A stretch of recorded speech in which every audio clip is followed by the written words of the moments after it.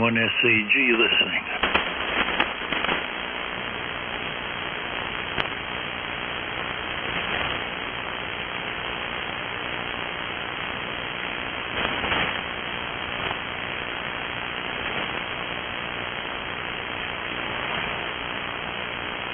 Kilo Alpha 3, Sierra Victor Kilo. Hello, Chris, N1SAG. Hey, Dave. How's it going? Okay, we're doing good. We got all the shoveling done a long time ago, and we only got about 6 inches of snow here, but it was that wet, heavy heart attack snow. Over. Well, we got about 1 inch, and it didn't do much, and it's pretty much melted. Oh, yeah, melted, yeah. Well, it got warm here. It must have got up to 40 here. And, all the shoveling, the walks and the driveway started to thaw out a little bit. And, a lot of bare pavement showing, which is a good thing. The roads around here all thawed out, and they got them all cleared and sanded and salted down. So, looks like tomorrow will be a nice day, hopefully. And, I don't know, they're saying for us up here, we're supposed to get some cooler than normal temperatures. I guess that means we're back into the freezing temperatures rather than the 40-degree type, which are more normal, I guess, for this time of year for us. But you never know here. So whatever Mother Nature has in store for us, we'll have to accept. Over. Yeah, you have no choice, do you? It's like taxes. You're going to pay it. But wait on. Yeah, I tell you, we've been lucky. We really don't get that much every year. If we get, as an average, 18, 20 inches, that's our average. A few years we've had more than that. I think the most I remember is about 4 foot for the year. 4.5 foot. That's about the most I remember since I've been living where I'm at, ever getting that much snow. So, and New York and Randy, he talks about how much he gets. I shake my head thinking, I'd go nuts if I had that much. I'd have to clean out of my driveway. I don't have the right equipment for it. So, I think we're pretty much done for the year. Usually, right about now is when nothing really happens. It's pretty much dead for us now. So I'm already wrapped up stuff, started putting stuff away because I don't think we're going to get anything to speak of. Even though there was one year we had a back-to-back 18 inches out of the norm that we've had at one time, but that's few and far between, and it was really rare. Some kind of storm that came through that was unexpected, and it doesn't usually happen. It came from a certain area to carry all the conditions were right. The moons are lined up with all the other worlds out there, and all this other weird stuff, and it happened. But it doesn't usually happen. It's very rare. If it does, I'll be surprised. K3SPK. When the planets are all aligned properly, you never know. Never know what's going to happen. Yeah, no, Randy up there, that's their, they get 4 or 5 feet in just one storm. No, we're lucky here. We haven't had, last winter wasn't as bad either. We always get the cold weather, we always get that, but we haven't had a whole lot of snow in a while, so I'm happy about that. But it was a nice day. You wake up, it's snowy. You got to go out. You get out there and get it done, and I got it done just in time, so that the sun was able to warm things up and thaw things out too. So I'm just waiting for spring. It's time for all this. I see they locked up the groundhog. Because he falsified the prediction. He lied. So they got him online, I guess. I saw it on the news tonight. Over. Yeah. He's nothing but a different type of politician. Can't trust any of them. I didn't hear about it, though, but I can imagine. If you want to be honest, that old thing is only right about 40% of the time. So I don't even know why they keep doing that. I guess it's just because it's the old wise tale or something weird that they do, but it's that groundhog's only right 40% of the time. Yeah, well, that's just it's like you say, it's a traditional thing where the Punxsutawney Phil thing, but I'm hoping somebody comes up with some bail money for that poor little groundhog. He didn't really mean any harm. Over. He's going to be on somebody's dinner table.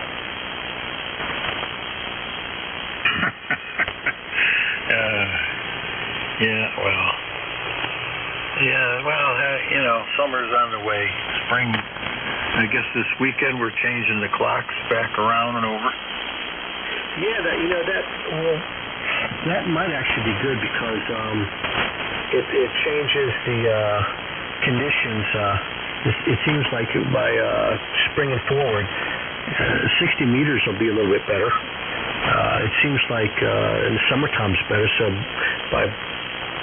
theoretically, by moving the clocks, it might be a little better because I was on 60 today. It wasn't too bad. And we'll see. I'm looking forward to it. And it's just, when I see that, it means summertime's coming and I'm a happy camper. So I like when the clocks change. It means warm days are coming. Yeah, Roger. I was talking to Jack, what's this called? W1 JACs up there in Maine. In one conversation I had with him, he mentioned how it's been an unusually brutal winter up there in Maine. So you got somebody that far up east, or down east, I should say, that's complaining about the brutal, more than usually brutal winter up in Maine. I don't know where the global warming theory goes. Over. Well, that's a whole other thing in itself. The global warming phenomenon is something I don't think anybody can do anything about. I honestly think it's happening. I personally don't think it's necessarily our fault. I think it's with the natural thing that happens on the old Earth, and you just can't do a damn thing about it, especially when they're talking about the magnetic poles changing, which will change the magnetic field that blocks the rays of the sun and all that coming in, and it's definitely going to play a lot on the weather. You figure, everybody says snow. How come it's snowing? So why? How can you have global warming with the snow? Well, because the water gets hotter, it picks up the moisture and it dumps more on you. It's how it works. But who knows? It's nothing anybody can do anything about. I think we could have all electric cars and have no stacks in the air, and I think we're going to still have a form of global warming that we can't do anything about. The only thing we can do is just keep the smog out of the air so we can breathe. Yeah, well, you still got to make the electricity to charge up the batteries to fuel the motion of the electric car, so it's got to come from somewhere. And I don't think all them solar cells are going to charge up a whole lot of cars.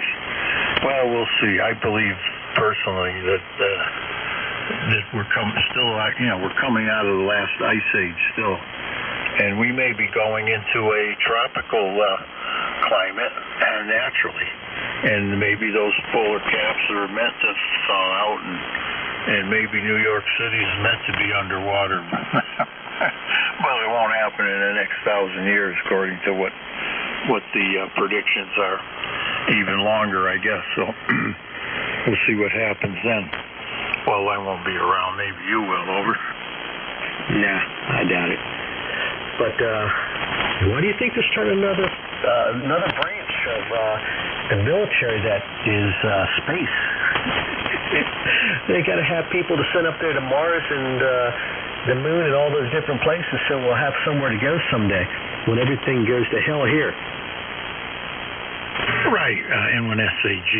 Well, that's I guess their that's the that thought behind it all, and behind all this space exploration is to have a future for humanity as we know it, and I don't think we'll still live the same on Mars as here. In fact, if we had to exit Earth to go to Mars, I think we'd be giving up a lot, but maybe I'm wrong. N1SAG. Okay. Well, according to what they're saying, the atmosphere is different, even if you can make it work. The gravity's different, and they said eventually the body will start to look like the Greys. What's that again? Haven't you ever heard of the aliens? They call them the Greys. Oh, yeah. So I'll be looking like an alien, that funny-looking head with the squinty eyes. No, they have the big eyes because the light's not as good, so their eyes get bigger. Evolution. What can you say? It'll be a good look for you, Dave. Oh, I can just imagine. You too there, Smarty. I think I could rock the look for sure. KB2ZVP Mobile. Andy, how you doing, bud? Going on, Chris? The same old, same old. Doing QSL cars tonight, so I can send them out. I got about 100 cars I'm going to send to the Bureau and hope I get 25 back. Well, good luck with all that. I might get nothing back, but I'll send it out anyway. Well, Randy, you got a good signal tonight. You must have your engine revved up good. Your alternator's putting out the proper voltage, over. Yeah, I'm putting out some pretty good power here. I've got the rig turned up higher than I normally run it, so that's probably the reason for that. Oh, be careful there. You don't want to get in trouble, over. Yeah, no, I can go to 100%. I just never ever do. But I was working on some of the 20 meters this weekend, and I had the power cranked all the way up there. I don't normally run it this high. Right now I'm around 80 watts a drive, and it runs okay at 80. Yeah, wow, that's quite a bit. So you were running 20 meters from the mobile, over? Yeah. This weekend I was on 20 meters working low DX. There was some contesting going on, and I went in there and I put the power to maximum, you know. All right. Yeah, I heard all that. I did tune around, but I didn't spend much time on 20. Only on account of all the contesting, and I'm not much of a contester. But the signals were brighter than today. Today, 20 was pretty dead, over. Yeah, I wouldn't know. Right now the signals are pretty good. You're coming in here really, really good. Oh yeah, now here on 160, it's almost 5. It's what, 5:30, 6:30. So yeah, we're way beyond. We're way beyond the bewitching hour, over. Yeah. Okay. So here's 100%. So yeah, this is 500 watts. Every time I say something, my truck turns to the right. I don't know why, but this is running full power now. This is 500 watts out. Oh yeah, no, you can go back to 80%. Yeah, I normally run it way lower than that. So this is 100%. Let me cut it back to 50. Go ahead. I'll tell you if there's any difference. Well, I'm moving up the highway, so it's going to be hard to tell how much difference there really is. But this is back where I normally run it, around 50%. No, it's fine. It's fine. There's no strain there, and you got good gain, so I wouldn't worry about a thing. Yeah, no, this always works good. I don't have to worry about the antenna tripping out either, or my amp tripping out. The SWR is, when you're running it at maximum power, every little thing, the amp wants to protect itself, so any little thing, it shuts itself down, you know? Yeah, well, that's a good thing, because those things are pain to repower. You know, those and those little power transistors start to short out and open up. I've done a bunch of those, and you see a bright white flash through that porcelain button, Well, I had this amp one time flash like that. It just all of a sudden, poof, a loud flash. I shut it off, checked it, turned it back on. Hasn't done it since.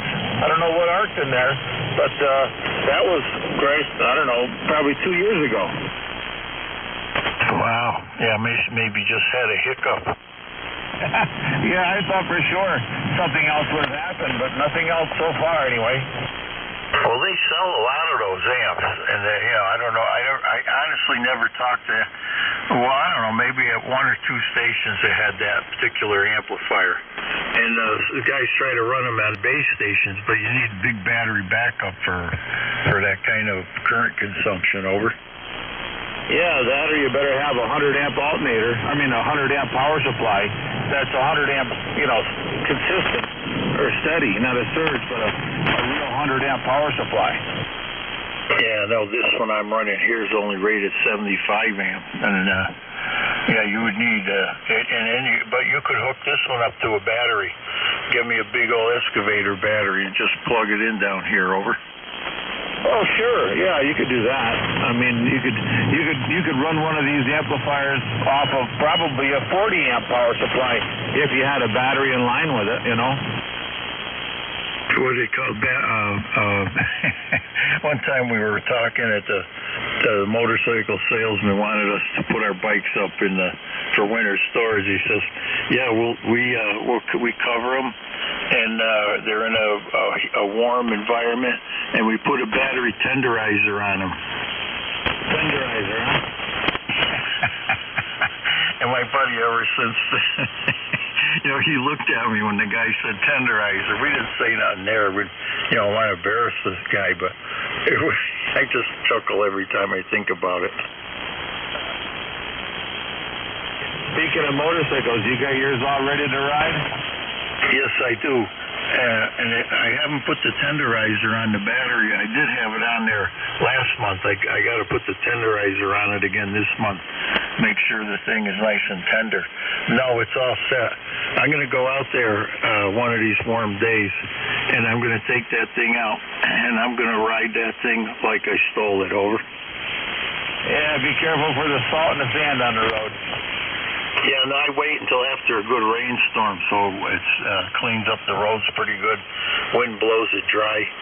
I get out there, I put my goggles on and my little leather bonnet, and I look like, what's his name, Ginger Baker with his Air Force. Over.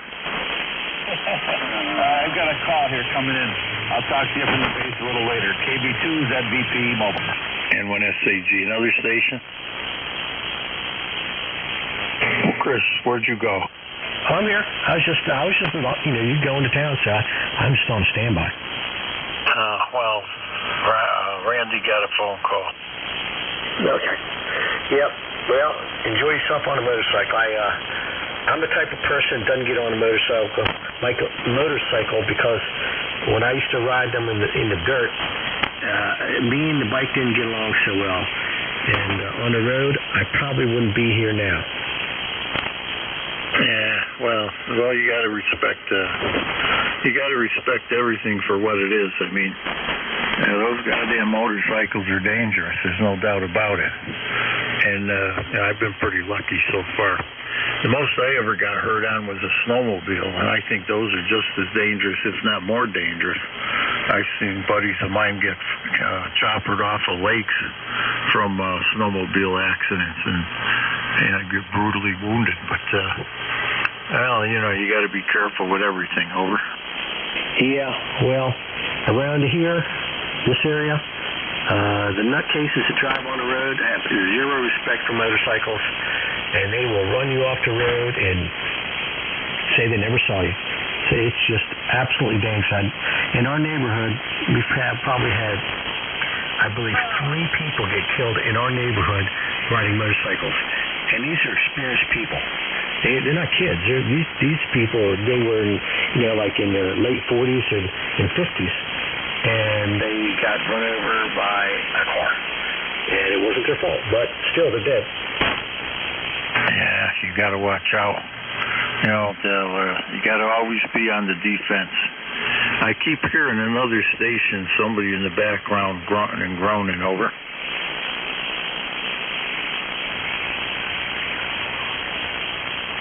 I think it's my stomach growling. Yeah, that's honestly what it sounded like. Yeah. Did you eat yet?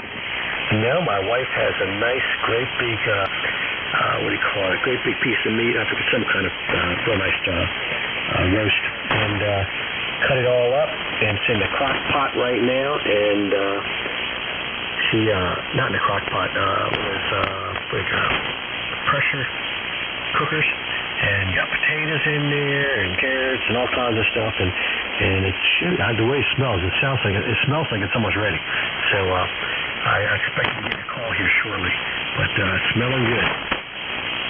Oh yeah, no, that sounds nice. Meat and potatoes, that's me. I had a cheeseburger tonight.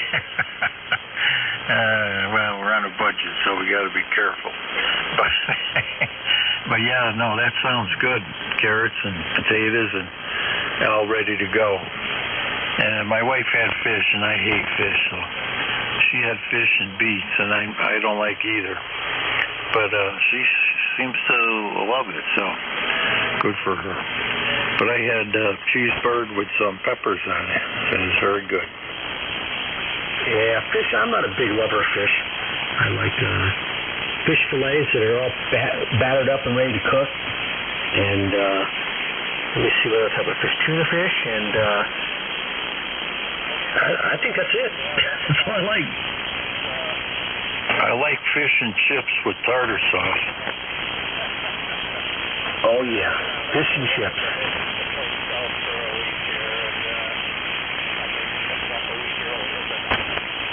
Yeah, I'm getting a station way in the back. How about you? Yeah, they're talking to somebody. I don't know who. It sounds like they have a QSO going on somewhere. It just happened to, the band's shifting and coming our way.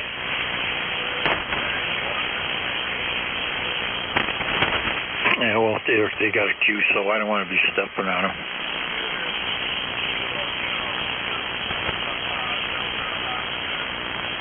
Well, so no, I don't think we're bothering them because if they're having a QSO, they probably don't hear us much more than we hear them. I only have about an S3 on them. And right now the band conditions are quiet. They're around at S2, and they're coming in about S3, maybe S4, maybe.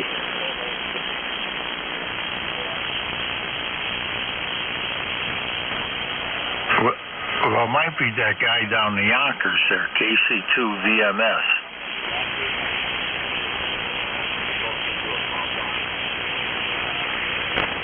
Yeah, they're not that loud, so I think that they're probably pretty strong to each other, whoever's talking, and we probably aren't bothering them, I don't think.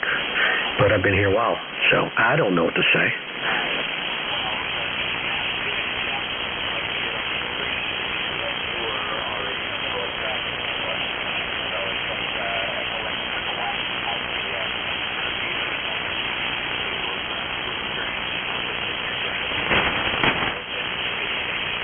Can you hear him? Yeah, I was listening to him. I'm trying to figure. It might be. I don't know. I talked to a guy had that prefix. I didn't get. I heard a KC2 call, and I talked to a fellow out of Yonkers, New York, last night, and his call was KC2 VMS. So, and he had a kind of a low signal, so I didn't want to step on him.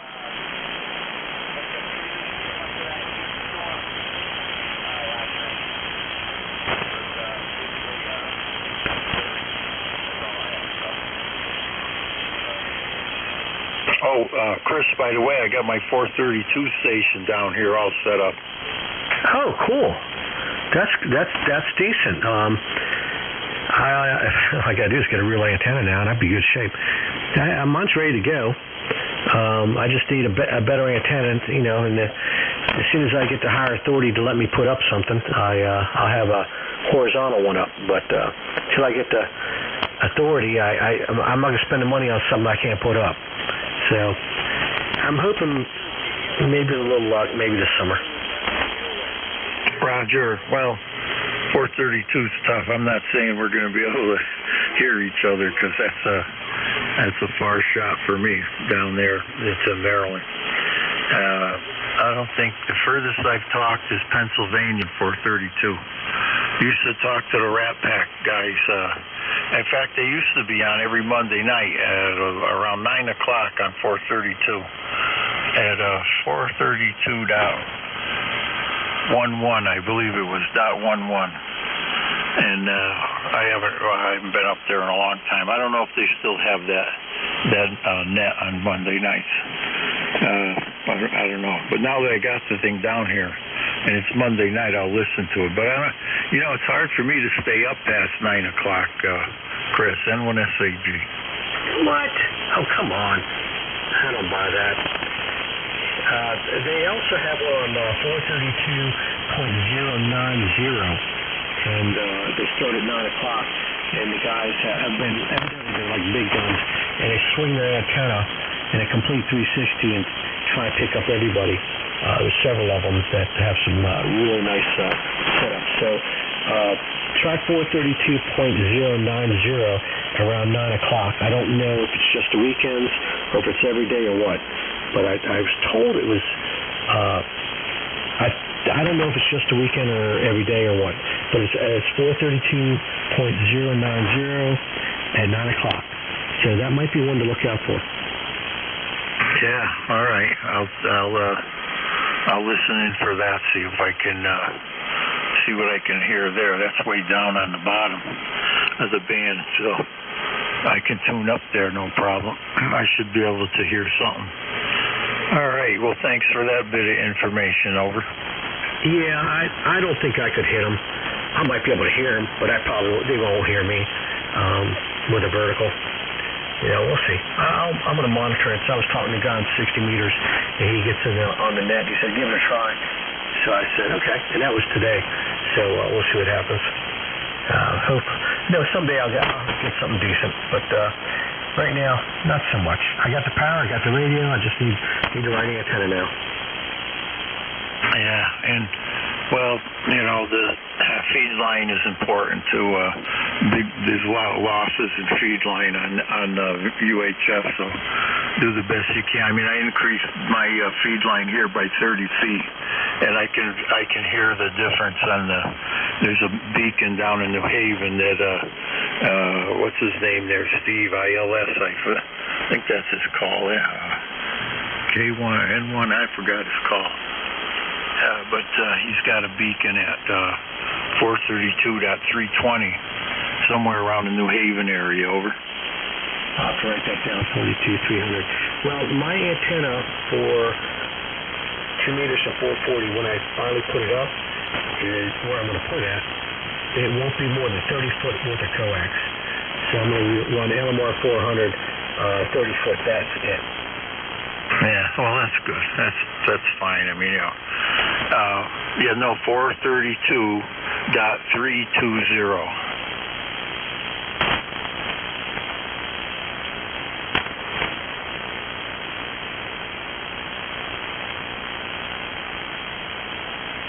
Okay, I wrote it down. I'll have to listen for it. I probably won't hear it, most likely. I have things to do. Once I get the go-ahead, and I know that I can put it up, I'll start getting everything together. But I don't spend money on something that I'm not going to use. Especially if you buy a preamp. Preamp's going to cost me about $360. The antennas, that's several $100 there, and then a rotor and so on. By the time I'm done with it, I'll probably put about $800-900 into it. Yeah. Over the years, I've spent a lot of money on that band, but I got my buddy helped me carry the amplifier down last Friday, and over the weekend I wired it all up, and the thing has been working like a dream. So, but problem is there's nobody there, so I'll have to listen around. And 090, I didn't know anybody was down there on phone. There's a lot of CW down on the low parts, but never heard any phone down that low. So well, it would be interesting to listen in, see what's what. You don't know if it's a nightly, or they mostly have certain days, certain nights of the week. You don't have any idea about that for the schedule in SAG, over. Well, I got the impression that it sounded like he was talking about this weekend or last weekend. So I don't know. If I had to guess, I'd say it would be Friday, Saturday, and Sunday would be the ones that the day to check around 9 o'clock. But I don't know positively. He didn't give me the full details. He just gave me a frequency, and he was telling me some call signs and all in one ear and out the other. Because I probably couldn't hear him anyway, but I did write the frequency down. Okay. Well, I just tuned over there, and I'll listen, for tonight anyway. And I'll tune up a couple digits into .11, where the Rat Pack guys. I don't know whatever happened to those guys. Maybe they're down on 090. I don't know. I'll listen and figure this out. We'll get to the bottom of this caper, over. Okay, terrific. Okay. Well, why don't you get on the internet, and a lot of them post it on the internet, UHF clubs and stuff like that, or that one. I don't know if that'd be good or not. They have that one net thing that you can net logger, and sometimes they have 2 meters and 440 stuff posted also. But I think those are repeaters. I don't think that they're sideband. That's what I'm guessing, because it seems like I remember FM, not SSB. I'd say get on the internet, and I guarantee you somebody is posting it somewhere, because that's the only way they're going to make sure people know. Right, yeah. Well, I don't do internet, but my buddy does, and like I say, we'll investigate this mystery and try to make sense out of it, one way or the other. Yeah, no, well, it's good to know there's some activity there. All my efforts rewiring and plugging this thing in, and getting it working down here. It's just so much more comfortable down here. There's more room, it's warmer, more consistent temperature. Up there it's hot in the summer, and it's cold in the winter. And, it's just better down here. And I don't know, in the future, if I make 2 more coax runs down here, I'll have 2 meters and 6 meters going somewhere in the distant future. See how we do with that. But right now I'm happy with what I got here now. And you can only talk on one band at a time anyway, right? Well, supposedly. But you can listen on more bands if you want. I don't know. I mean, you run a separate coaxes to all your antennas. I know that, and that's the way you like to do it. A lot of times I'll run one coax and run a splitter, like a diamond splitter, and I'll do it that way to both the antennas. I've done that before, and it works pretty good. I don't notice any loss at all. They're good up to about 6. Some of them are good up to 800 watts, but I know the ones that I have are good for 600 watts PEP on sideband, and probably about 250 on FM. Yeah, no, I don't. Every antenna has its own feed line. That way, we can listen to all of them, and if we had to, I used to do those 3 bands, 72 and 6 meters, and I used to love contests, and I never entered or anything like that. I just, basically did it for the fun of it. And there was, it was activity. Contest weekend, I've done mobile remotes. Done remotes with the club, when I used to belong to the news club, and they had they had some guys there. Some of the members had some really nice stuff for Hilltop and remotes, and all kinds of power. You couldn't bring enough generators. They had big amps for every band, and they used to do a lot. We used to do real well. But I haven't done that in a while. I used to have a little Toyota pickup. I used to do Hilltop and remotes on 432. It was a lot of fun. But I haven't done any in a while, Hilltop. But it's a lot easier sitting here. You can sit at home at the base station on contest weekend and listen in. when you have time. It's just as much fun for me now. Over. Yeah, I have no desire to do the field days. I have no desire to go out on hilltops. All those days are done. We used to do that. We used to go up to Thermont Mountain and Sugarloaf Mountain and get on the highest hill in this area, which is right at Damascus up here. We got the highest hill in this area for Montgomery County. And it was fun. But you know what? You're right. I like sitting right here in a controlled environment and just get what I can, and that's the way it is. By the way, there's some contests coming up. I can look them up on the internet and see when they are. But you'll definitely make some good contacts on that. 432 will be hopping, and 2 meter really hops a lot.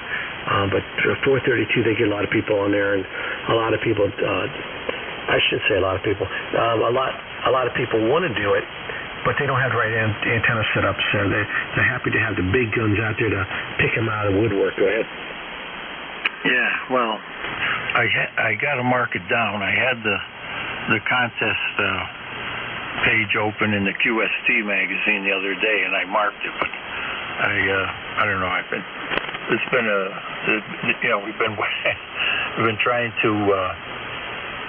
we've been trying to get that band going down here, and all the turmoil. I just got a new QST magazine, but I don't know what I did. I put it here, but I'll have to look for it, and I'll look and see what the hell contests are coming up. N1SCG. Yep, I try and get on all of them. In fact, a lot of times I have the FM on my radio. Like this radio here, I have all the simplex channels into it, including the sidebands. And that's what this radio is going to do. It's going to be scanning a lot of simplex channels. I have every simplex channel and the sideband channels for 432, for 70 centimeters and 2 meters. They're all in here, and I can just turn on scan. And even some of them, a lot of people like to use DMR, and they like to use Fusion. And I'm going to set up a few Fusion channels on the frequencies already selected. Even though this radio, when it does Fusion, will automatically change over to Fusion. You put it on automatic, it'll go from FM to Fusion, whether it's narrow or wide automatically. So I don't know if I really have to set it up that way. As long as it scans it, and you hear something, it'll automatically switch to whatever mode it is. So that's pretty cool. K2SPK. Yeah, here we go. Contest Corral, page 88. Let's take a look.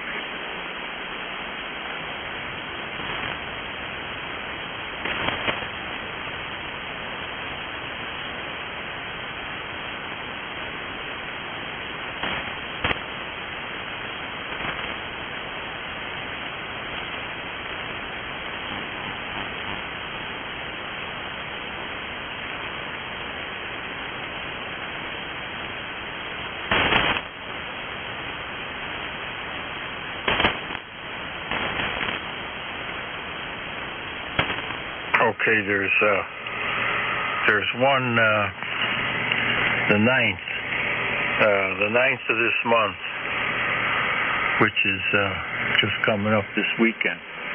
So the 9th of this month, this weekend, we've got the SARL.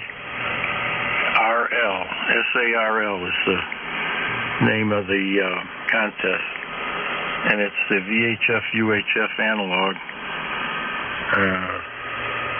CW or phone. So the 9th there's a contest. We'll see how that works out. Over. I'm glad you said that because I didn't know, and that sounds good. I'll be trying to be on the air on it. Is that for UHF or is that just VHF and UHF? It's 50 megahertz through 1296. Over. Okay, good. I could do 6 meters, 2 meters, or 440. 1.2. I hate to say it, is for me would be a joke because I just don't have the right location for it.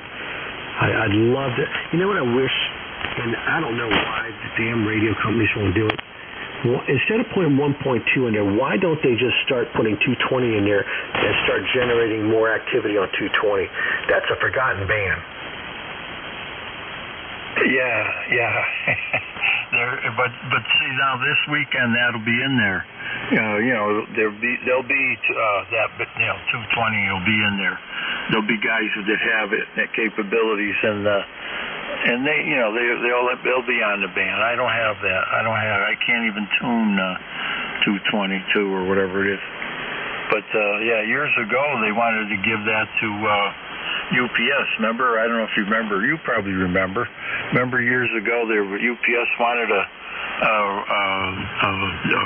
mobile band, a mobile radio frequency simplex. They were going to give them the 220 band, or part of it anyway. And there was a big uproar over that. N1SAG. Well, actually, they did give it to them. They sold them a piece of it. And the problem is, they were doing digital. They found out that the digital didn't work with the DAM on 220. They abandoned it, and they don't even do it anymore. They gave it back up, so we lost that part of the frequency, 220, and we'll never get it back. Yet UPS and those companies that want to use it for digital communications, I don't know if it's through satellites or what, it didn't work with the DAM, so they just said they abandoned it. They just got rid of it and didn't do it. Oh, they did it, but it didn't work. Didn't work with a dam, so they gave it up. I guess to FCC. We'll never see that again, and it would have been nice if they didn't do that. But it gave us the good old screws. Yeah. Well, I guess now that you jogged my memory, I guess you're right. They did section them out of a part of the band and that's gone forever. You're right. Okay, 3SPK. Yeah, it's a shame. And only 220. Finding a radio that does 220 sideband. There's only the Yaesu 736 does it, and that's the only one I know. Any other sideband radios for 220? You got to get a transverter that goes from like 10 meters to 220. It'll give you up to 8 watts out. And then you got to put an amplifier behind it, and that's the only way I know to get on sideband, and that's a shame because it's just a Mickey Mouse way to do it.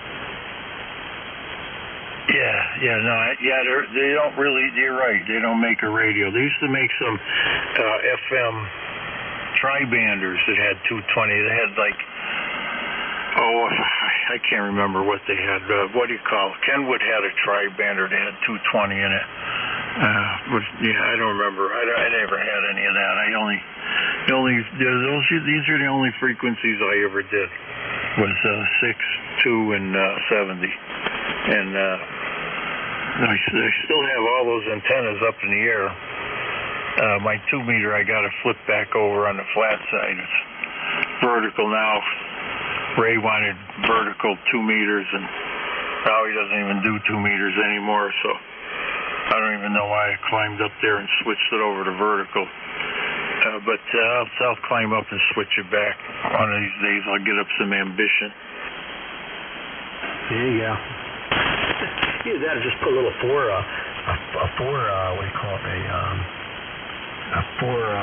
element up there, and then take the bigger one and put it on horizontal. By the way, 220 is, they make a lot of tri-banders now that are 220. They make I have a TYT and I forgot that. TYT and another one. I can't remember what the name of the company is. They're both good tri-banders. They have 220 in it, but it's only FM. And they make a mobile, Anytone mobile, that's tri-band. That is, it works very well. And they're about $260 for a tri-band radio, 50 watts, 2 meters, 440, and 220. And I bought these little cheap $80 radios that are tri-band radios, Japanese specials, only put out 25 watts, but they're good for repeaters. But if you take these little mobiles I bought and you try and put them in your mobile and you actually go around the city, the front end of these things will totally get wiped out. But for the house, they work okay. K3SPK. Yeah, I got a 2 meter mobile I just bought, and the thing, every time you go by a office building or a doctor's office, the computers and the noise take out the receiver. It's unbelievable. Yep, I know what you mean. Which one did you get? The 2900 Yaesu. Okay, I understand. That's a dual bander? No, is it a 2900? I forgot. It's in the truck right now. No, it's a single FM 2-meter, and it was the 78 or 75 watt version. Now they make another one. I don't know. Here, I'm looking in the pages here. They make a what is it? FT. Here it is. Now they make a 2980. I have the 2900. Now they make a 2980, and it's the same thing, but it makes 80 watts. So it's just a little more power on. But they look the same. Same looking rig. They're a good rig. Don't get me wrong. I like the rig. It works great. And 2-meter FM mobile. And 2 meters is a great band. I don't care what anybody says. It's very effective band. Whether you're mobile or bass, it seems to have about the best versatility. And one SAG. Yeah, 2 meters is a very good mobile band. I have a quad bander. I have a TYT quad bander. 2 meters, 6 meters, 2 meters, 440, and 6 meters, 2 meters, 440, and 10 meters. And 10 meters is, you get those quad band antennas, and 10 meters is not, it's maybe about a 50-inch antenna. So, you have all these little loading holes and stuff. So your 10 meters antenna is really, it's about half the size it should be. And it just, it doesn't work so well. It's okay, but it doesn't work so well. 6 meters antenna on it, works pretty decent. 2 meters to 440 work better. But there's multi-band antennas for the mobile. They're such a compromise. I was sort of disappointed. It works okay, but if I could have put separate antennas on the car, I would have done it, but I didn't want to load up my car with all these weird-looking antennas that only drive once in a while. So I just said, okay, I'll compromise, put it on there, get the FCWRs flat, and hope for the best. And it works okay. But again, it's the 10 meters is a big compromise. It's you take a 102-inch whip and you cut it down to half size.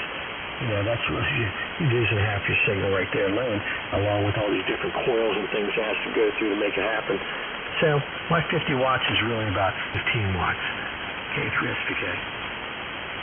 Yeah, years ago we used to have a guy, Wild Man was his nickname, and he had FM mobile stacked up in his car. Everywhere you looked, there was an FM mobile. All over the roof and the trunk, you had magnetic mounts and all kinds. Looked like a porcupine. And he used to smoke like a fiend. I guess last time I heard he quit smoking. But there were cigarette ashes all over the all over the radios and all inside that car. It was unbelievable. But yeah, he was quite a guy. I forgot his call. But he moved down south somewhere. He got back. Last I heard, I think they moved to Florida. And I think he got back together with his ex-wife and the kids. I don't know whatever happened. But anyway, and went SAG. Yeah, I had a work truck. I had several work trucks. And every time the company gave me a brand new work truck, they gave me a nice F350 Econoline type van for a work truck, all brand new, no miles on it, smelled like a new interior and everything. The first thing I'd do is I'd get out the drill and I'd drill holes in that thing. I'd have to have a minimum of 3 antennas on that thing. And they never, I drilled holes all over the place, and they never said anything to me about all the holes I drilled in that car, and in that truck. And when I was done, I went and I patched them up. I didn't paint them and stuff, but I put plugs in them and stuff, but they never said anything to me. So that was a blessing in disguise, because I used to love going up and down the road talking on the radio every single day. Made my ride shorter. Oh yeah. I used to do all kinds of. I had every band I could think of that I was able to use at one time or another in the mobile, and used to talk on the way to work, on the way back, and I used to do a lot of mobile work too. I don't work anymore. I had a call tonight. Neighbor can't plow her driveway. Her husband's in the hospital. But I can't go do it. I don't have insurance or anything like that. You can start doing people's driveways, last minute. I never even been up the guy's driveway, so I hit something and be responsible for it. I don't do driveways anymore. I don't even like doing my own. Over. Oh yeah. You start doing that, you're putting yourself out there, and all of a sudden, that's why I don't do side work. I do electrician, but I'm a good electrician. I wouldn't do anything wrong, but all you have to do is have one person say you did, whether you did or didn't. If something happens and their house burns down, they try and blame it on you, they will own you.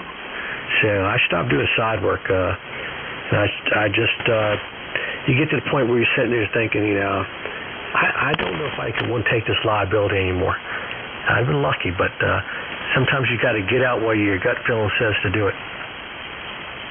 Yeah, I know what you mean. I'm lucky. My brother-in-law is an electrician. If I need something done, he's more than happy to come and do it. And I'm not a very good electrician. I can run wires down through the wall and stuff like that. I got this. I transferred my 240 volt down here, and I'm happy about that. And that's I'm plugged in now. I got my amps all running, and that's all I need. Over. Yep, exactly. I had some interesting. At the house here just yesterday during the contest, I was getting a little RF in my microphone on 20 meters, and a little bit on 40 meters. So I couldn't really go up to high power. And I was thinking, what the heck's going on? Because I don't do that much 20 meters and 40 meters, and I usually don't run my amplifier, but I was running my amplifier. And it comes to find out, how you love to, everybody says ground. Well, I did. I even ground the arm of the boom mic. And the RF was getting into the microphone somehow. I said, okay. I didn't know where it's coming in at. So, if you stick the ham mic on the radio, no RF. So, okay, it's got to be the microphone cord. It's got to be somewhere where it goes into my tube preamp for it or something. Ends up, I had a ground on the arm that went to the same ground as the radios. Disconnected that ground, voila, all went away. It was I don't know what the heck was going on, but somehow it was broadcasting a signal through the arm off the grounding of my ground on the wall, a ground plate, and grounding it to that ground plate was actually putting RF into my microphone somehow on the arm. Hello, N1 DVL. Hang on. Yeah, well, you never know. All that grounding, you never know. It's good to be grounded, I guess, but I don't know. Speaking of grounded, Ray's in here, N1DVL, N1SAG with KA3SVK. Go ahead, Ray. He's loading up. W2MUR. Bad Mike, how you doing? Good. Hey, Chris. Hey, Dave. And hey, Ray. Yeah, I think you had a little common mode. I had a very similar thing happen to my boom mic, the boom on the mic, and I noticed it more on, I grounded the boom, and this one I had the 73, when I was using the 7300 with that inline cloud lifter, and I know I had to ground the boom, But on 80 meters, I had to unground it. So there's some common mode issues that you had there. Yeah, I didn't know if it was coming from the plate up onto it, or whether it was coming from in the air onto the boom and trying to go down to the plate. No, it was just resonating with the ground system on a certain frequency. It probably doesn't do that on every frequency, just on certain frequencies. Mine resonated on 80 and fed RF into the system. I had to disconnect the ground from it. Yep, I did the same thing. Disconnected the ground, and the majority of my stuff went away. Yep.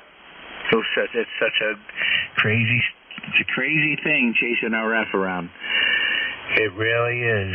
Well, I was looking while you guys were having your 220 discussion. I was looking through all the ICOMs. There's not one ICOM transceiver that I can see, unless I'm missing something that has 220 in it. Even the new what is it? The 7410 that only has 2 meters. 6 and 2 meters. The 9100 has all HF, 2 meters, 440 and 12, and the next one. Really 220 is a great mobile band frequency. It is, I'd say, it's just as good as 2 meters, and it works real well. But for some reason, it's a forgotten band, and nobody wants to mess with it. They just pretend it doesn't exist. I really think that if they put that into one of these radios, I think it'd sell. Do they use it on amateur radio or remote control equipment? They have 220 DMR stuff. They have 220 Fusion. But they don't have any radios that are sideband 220. 220 is the best VHF band there is. And nobody does anything with it. Everybody forgot about it. Well, it's because nobody makes radios for it anymore. I don't know why. There's still, somebody stole about 1 megahertz of the band, and after that it was all downhill. But that's really, I did some work on 220. I was always amazed how good it worked. I know. I do it from mobile to mobile. It's great. And it was, I don't know if it was FedEx or UPS, but they grabbed that one area for their digital communications, and it was a flunk. It all failed, and they abandoned it. Right. They don't use it anymore, so I don't know why the hell they don't get it back. I agree, but they don't. Got a dinner call. Got to go. I'll be back. K3STK. So UPS took a portion of that band, right, Dave? Yeah, but they didn't use it. Right. So they didn't use it. Why didn't we get it back? Well, what didn't you hear what I just said? No. That's exactly what I said. There's a good project for the league. Let's see you get 220 back, and then get radios to work on 220 again. I liked it because the antennas were smaller. They have lots of gain. They're smaller. The band's quieter. It works better than 2. There's more tropo on it. It's just all around. It's a better band.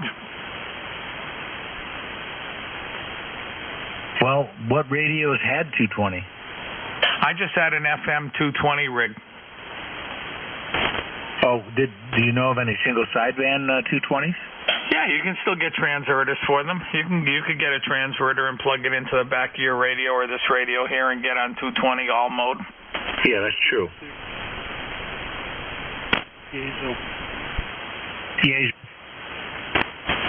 Yeah, but they don't make it now. That was 25 years ago.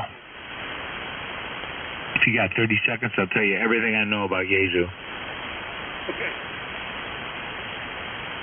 It's a great radio, though. A lot of them out there. UHF.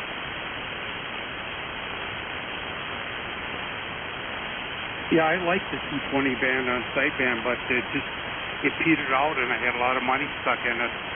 So I finally just sold the stuff off. You know what amazes me is that with all of the amateur radio operators that are getting, in their upper years, right, and end up going, say they're getting on their high 80s, and they end up in a senior care facility, but they're able, they just They just live there because it's easier. They live in an apartment, senior apartments, and they don't allow any antennas in those apartments. Obviously, I'm surprised a lot of these guys don't continue on like with meters and some of the like 220 and 440 and some of the especially these older guys that probably have some of that equipment. It'd be super easy to get things up. But I mean, today, do repeaters even support 220? Yeah, there's still 220 repeaters out there. I never worked one because I only worked sideband. So when they contest, do they do single sideband 220? Yeah. Okay. 1296, 432, 2 meters. I bet you John has some 220 stuff.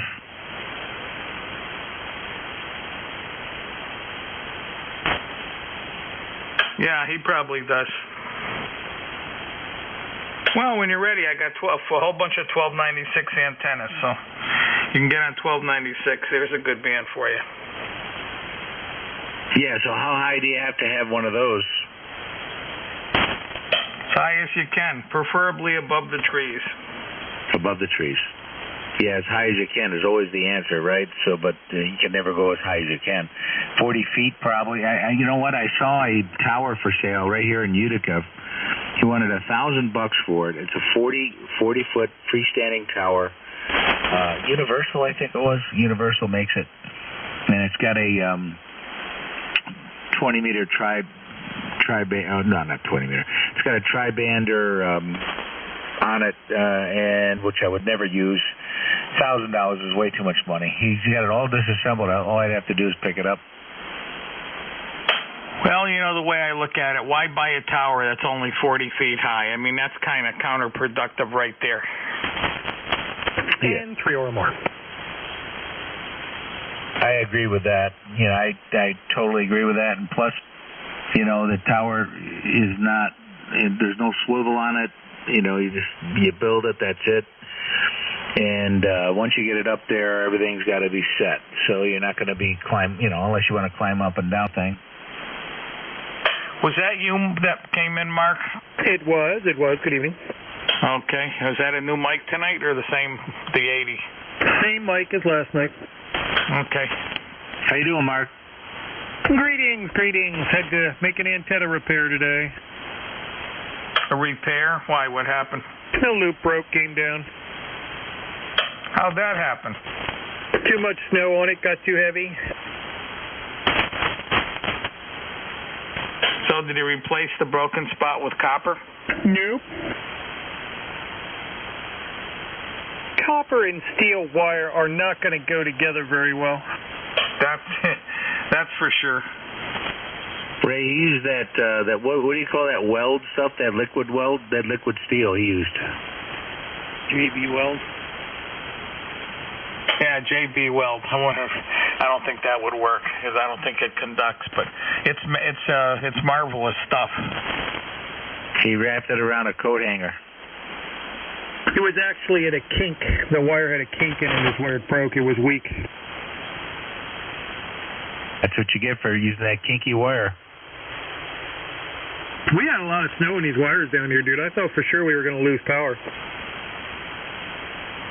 I woke up this morning and I saw a lot of heavy snow on the trees, and I ran to my window to see if the antenna it looked like a piece of PVC in it, and it was fine. So it was not one of those sticky. It just didn't stick on the antenna. I was fortunate.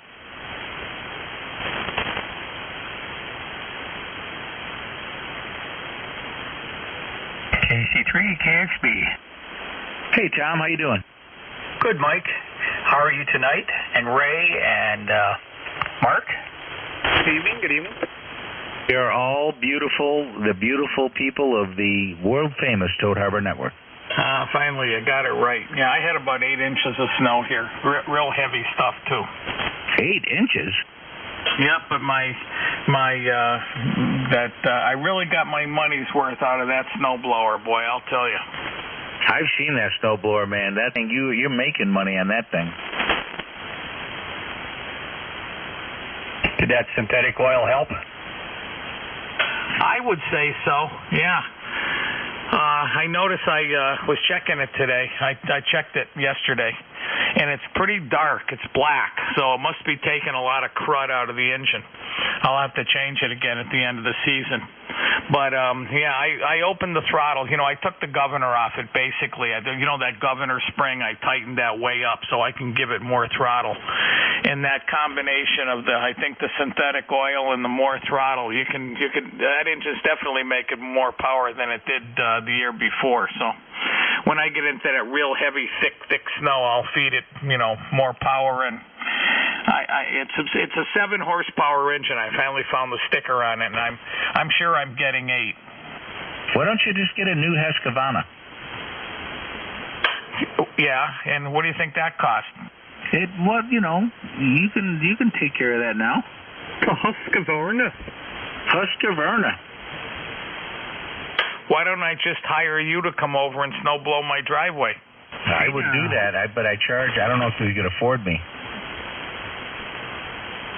Well, according to everybody, I must have inherited $50 million. Well, you have inherited enough to buy a Husqvarna. You sell that house and you have some bucks.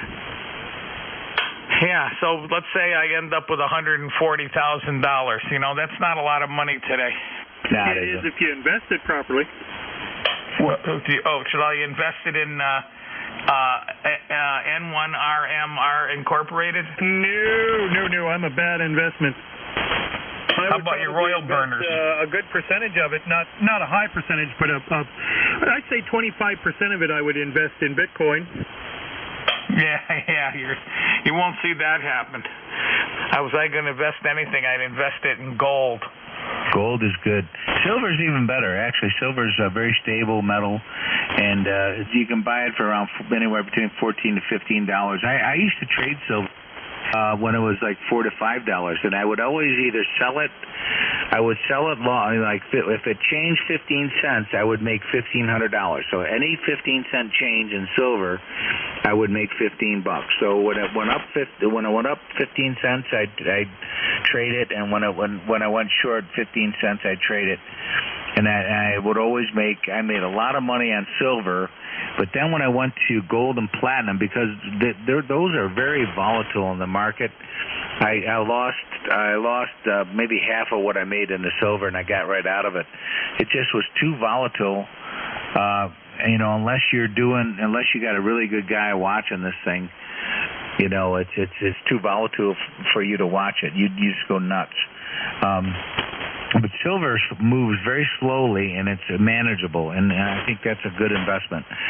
But actually, I have a local bank here that they'll pay 3% up to 15. Like say, if you get up to $15,000 in your checking account, they'll pay 3% on that money, and I think Chase does the same thing.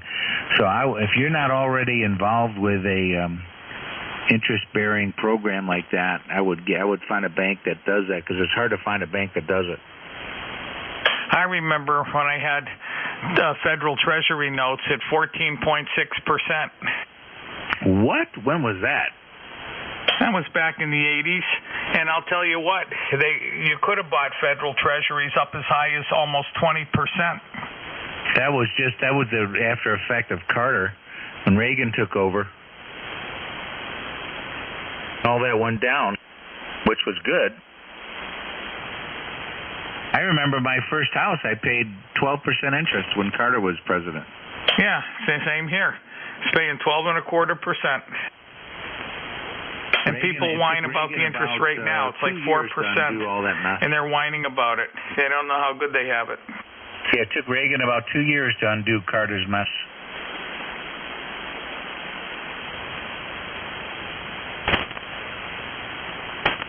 So I talked to that place out on Washington Island. Yeah. So I talked to Susan, who's George's wife, and I got a hold of her. She was actually cleaning some rooms. She didn't know I was an amateur radio operator, so she said that they were gonna retire in June. And then when I told her I was an amateur radio operator, she said, "Oh, you should have said that to begin with." So they're going to keep it open for amateur radio operators. And special, for amateur radio operators that want to come in and see all the station setups, and they've got obviously rooms for that situation. Did you call Paul today? I didn't call Paul. I had too much going on, but I've got that on my list for tomorrow. I've got to be up in Colgate, but let's see, tomorrow's Tuesday. Wednesday I'm going to call Paul. Tomorrow is like the big event, the big 200th anniversary, so I got to make sure I'm up there and Did you hit your VFO? Oops. Did I hit my knob? Yes. Sorry about that. You know what? It was a piece of paper. It was a stack of paper that I just put down on my desk, and I hit the knob. You need to tighten your drag. I gotta get some drag on this, man. I could take a drag. Put some lock on it. I'll put some Loctite on it. Yeah, where's the lock button on this radio? Let's see, fine. I know it's got a lock button. I don't know where it is, though. It's always at 6 o'clock. 6 o'clock under the tuning knob. No, that's the drag. But there's a lock button on here somewhere, too, and I can't find it right off the bat here. Oh, there it is. I got it. Do you need to push a function to do that, or do you have a button that's actually just for that? This is a real radio. All the buttons do everything. Ooh. Well, the 7610 has a electronic way of locking the frequency as well. Like I said, maybe in 2 years, if they can get that thing under control, I'll try another one. But it certainly isn't any better. I mean, it certainly isn't better than this radio. Never will be.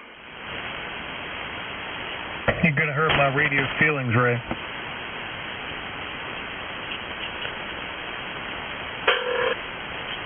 Somebody answer the phone! Yeah, see who this is.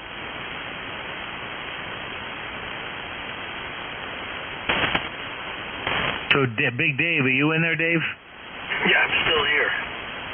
So you're just enjoying the retired life and just chilling with the chillin'.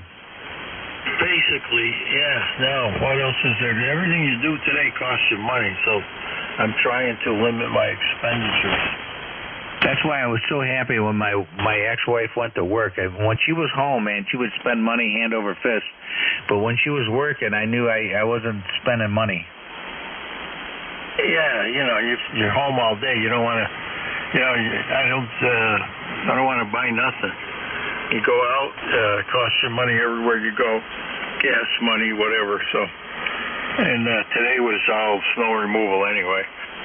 See, that's where guys and girls are different, right? So the husbands stay home and they figure out how to save money, right? So they're home and they're retired. They figure out how to save money. When a woman is home and retired, all they do is sit around and figure out how to spend money. Well, my wife's good at spending money, but she's a good saver too. I mean, she does a good job. I can't complain there.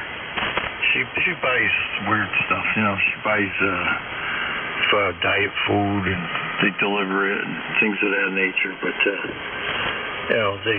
the worst thing, women like to have their nails done, their hair done, and that all costs money. So but I can't begrudge her. She was a hard worker all her life, and she's well, let's just say she's worth it, right, Ray? Yeah, absolutely. Yeah, I mean, when she's out there doing her nails and making herself look good, that's all great money, well spent. But the other issue is when you're out there, spending. Oh, let's redo our living room. Let's redo our kitchen. You know what? Let's get a fireplace in our bedroom. Let's send the kids to private school. I'll work and I'll pay for it. And then you commit to that, and then they don't work anymore. So But you know what? It's just But if you got a woman that actually is running the finances, that's different because then they're running the finances, and man, if she got a good woman that's running the finances, that is amazing. Yeah, you say making ourselves look pretty. I use a six-pack for that. Oh, you're bad, Tom. I know your wife's not sitting in your room. I figured you guys would appreciate that. We used to call that the Black Bart beer rating scale. On a scale of 1 to 12 beers, you could rate your whatever woman you were looking at. Hey, where is Carl tonight? Carl, are you listening? Well, I got a little project for Carl.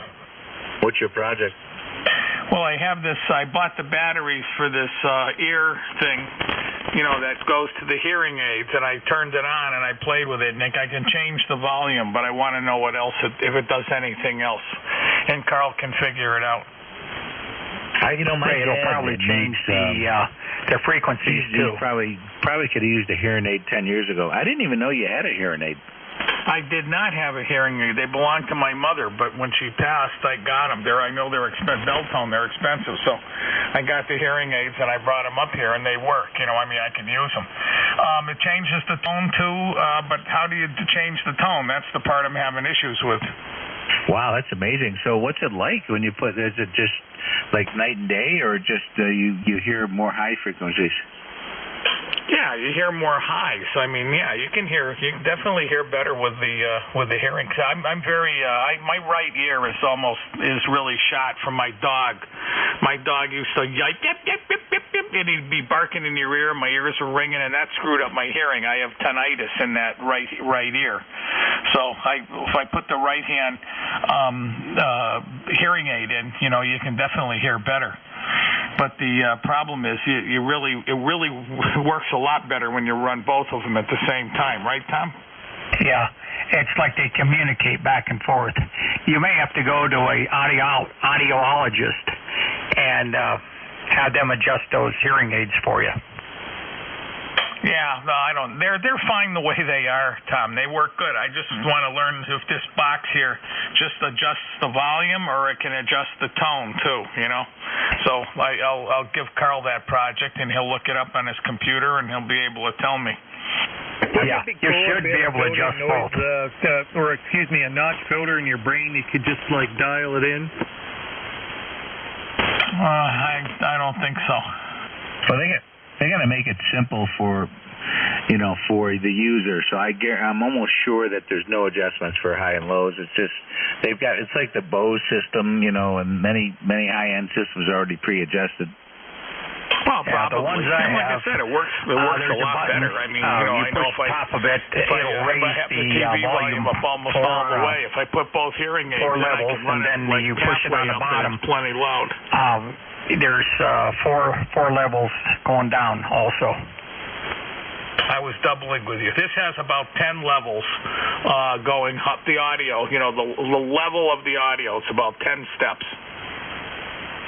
Yeah, the ones I have are 98 channels, and there's 8 levels on them. Yeah. Okay. Well. Anyway, Carl's good at figuring out this stuff, so, it's a little TV screen on this thing. It's about 3 inches long and 1.5 inches wide, and it's got a little thing, and you turn it on, and the TV screen comes on, and that's what I want to know. And then you got a menu? Well, I don't know. See, I don't know which buttons to push. Well, you know what? Too bad you couldn't Bluetooth that right into your radio. Yeah, maybe it'll change my radio. What level are you on, Ray? Maybe I can press the button and Mark will go away. What level am I on? I think about 7 or 8. Holy cow. I should talk louder. Why do you think I can never hear you? That's twice in 30 seconds. I can hear you much better. Your radio sounds much better. It still doesn't sound like it should, but it doesn't sound like one of these newer radios, but it just sounds a lot better than it did. For $300? No, excuse me, I bought the amplifier. For $900 this setup, I think it's doing pretty good. I know. You're the kind of guy you take out to the finest restaurant in the world and you order the hot dog and beans for $6.99, and then you complain about how lousy the food was. Well, if the food's lousy, I'm going to complain. I think you're missing the point. No, it's not how much you make, Ray. It's how much you spend. I'm not talking about that. And sometimes, like, for instance, I used to go to Anthony's Pier 4 in Boston. It was rated like the third or fourth restaurant in the world back in the 70s, and I always truly enjoyed going there. Now, you don't go to Anthony's and order, say, a hamburg, you know. I always ordered lobster thermidor when they had it. Now, I found this new restaurant just recently. It's called the Whately Inn. It's up north, up past Northampton, about 10 miles. It's in Whately, Mass. And this is an old world, fabulous, incredible restaurant like back in the 40s and the 50s and maybe even up to the 60s. And they have baked lobster Savannah up there, which is very similar to lobster thermidor. And it is just absolutely out of this world. I took my backup girl up there last Wednesday, and she's been in the restaurant business her whole life, so she's a real good connoisseur of good food. And she's really bitchy. I mean, like, you know, if you go to a lousy restaurant, she goes insane. And I brought her there, and we had everything, and I said, well, what do you think? And she said, this was interesting. She said, this restaurant is a 10 out of a 10, but I have to take away 1 point for the tablecloths. They weren't linen tablecloths. They were kind of a kind of a plasticky. They're not plastic, but they're not real linen. So she took away 1 point. But the place is, in fact, a 10. You know, there is a job opportunity right there for. She could be a food critic and get paid for it. Yeah, so could I. But who do you get to do it, you know?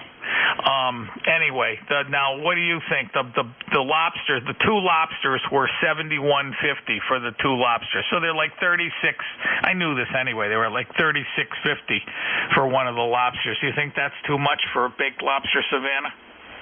Well, first of all, I don't eat rich food like that, and, well, it's rich now, but back in the day, 100 years ago, lobster was actually fed to prisoners.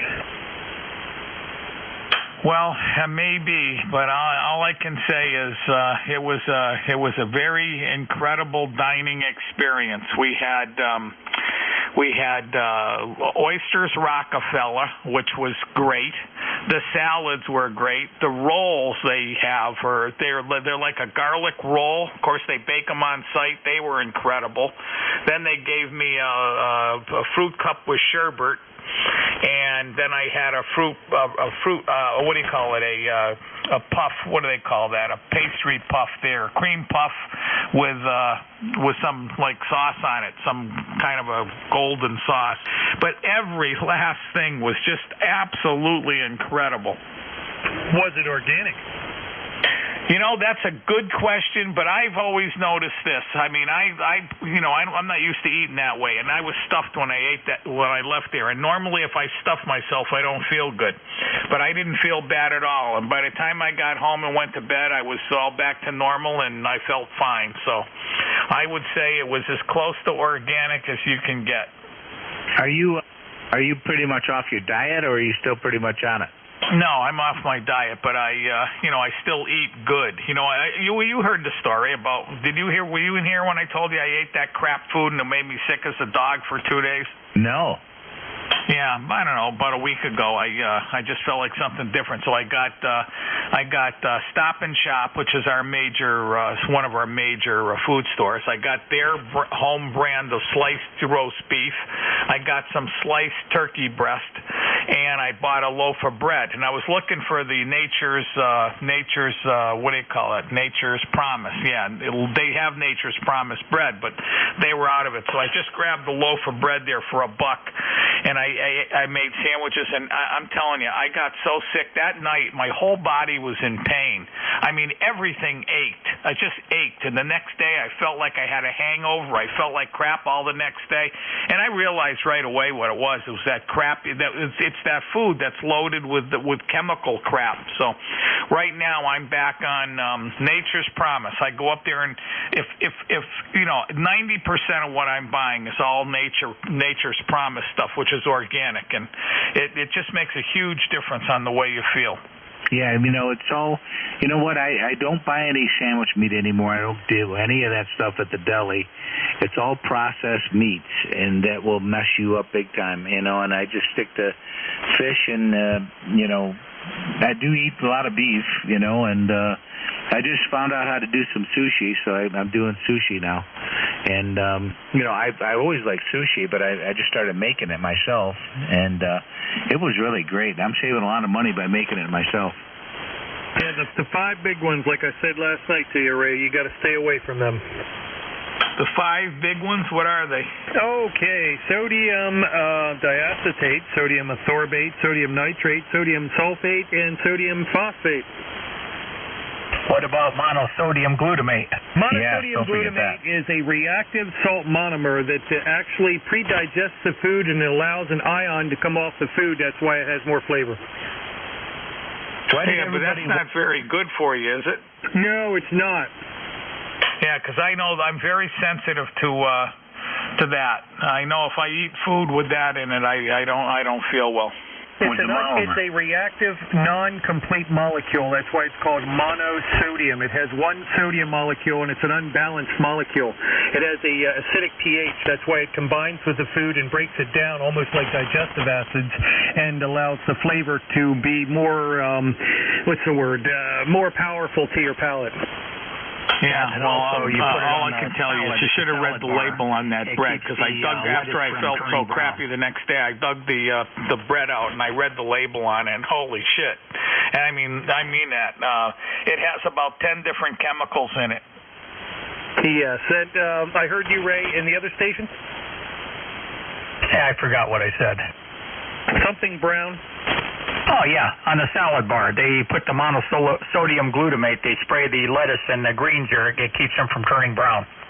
Oh, you're thinking of another chemical. That's not monosodium glutamate. That's a chemical that I can't go near because it makes, oh, boy, that makes my heart race. I can't even get near that.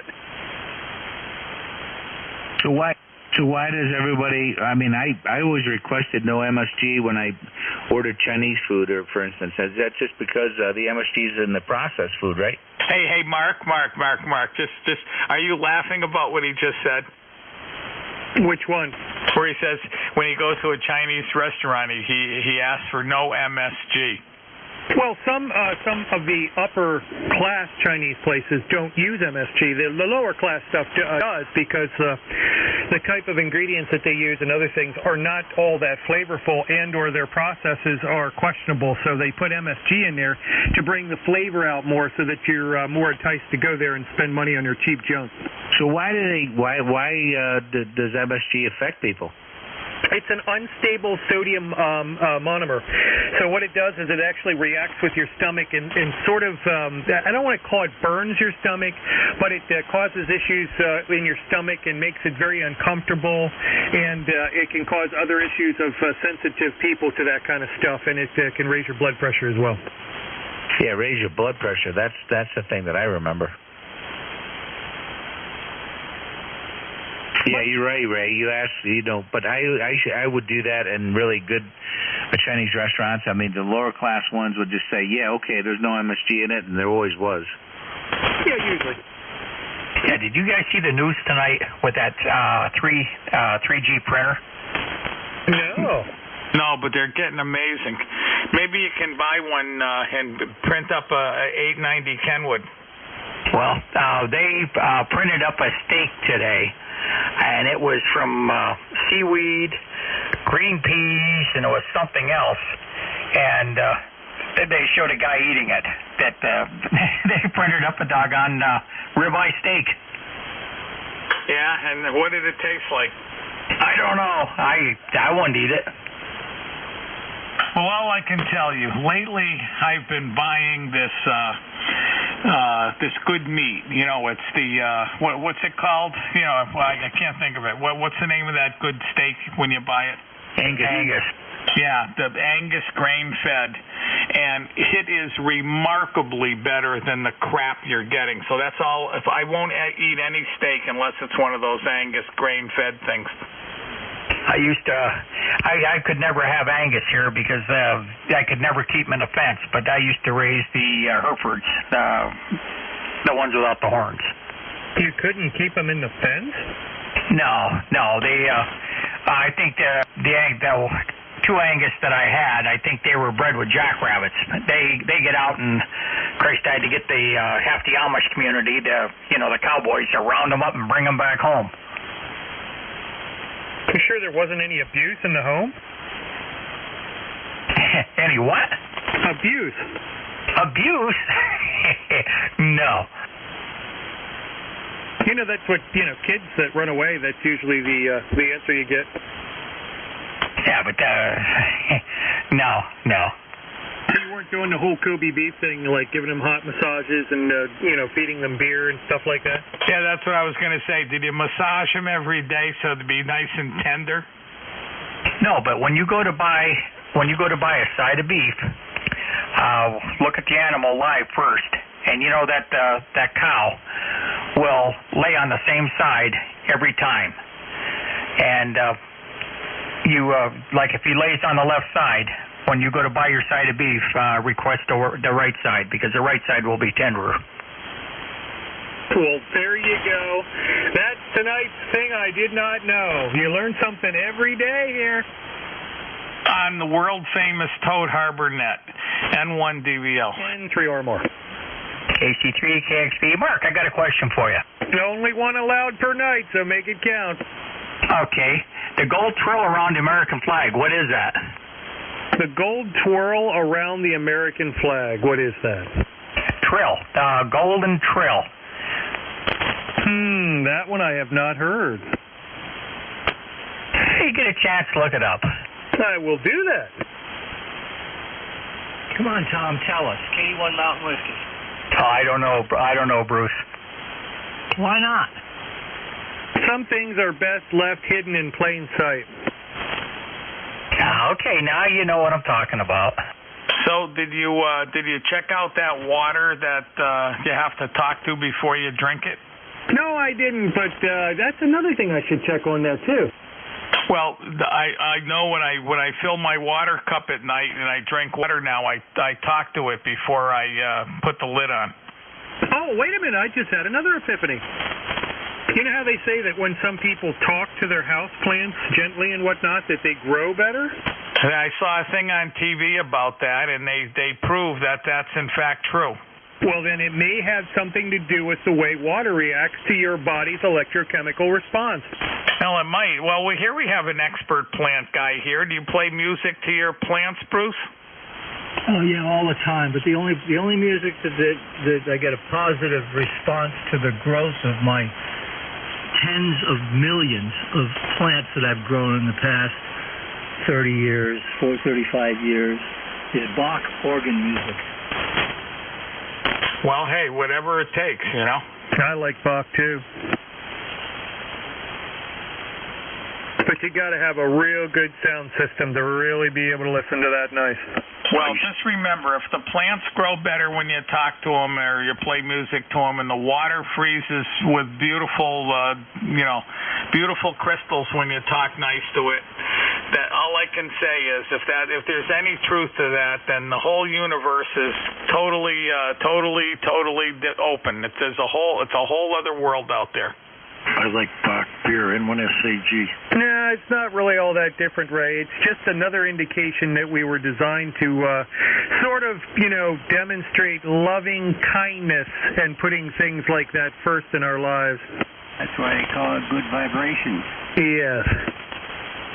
So, there is a more scientific condition of water that's recently become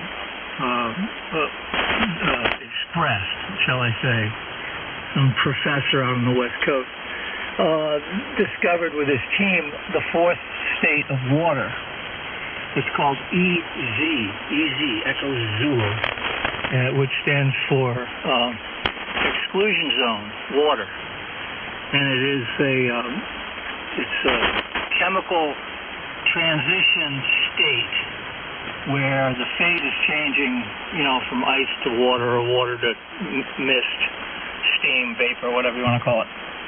And it has a polarity in it that is the source of energy that keeps a cloud floating in the air.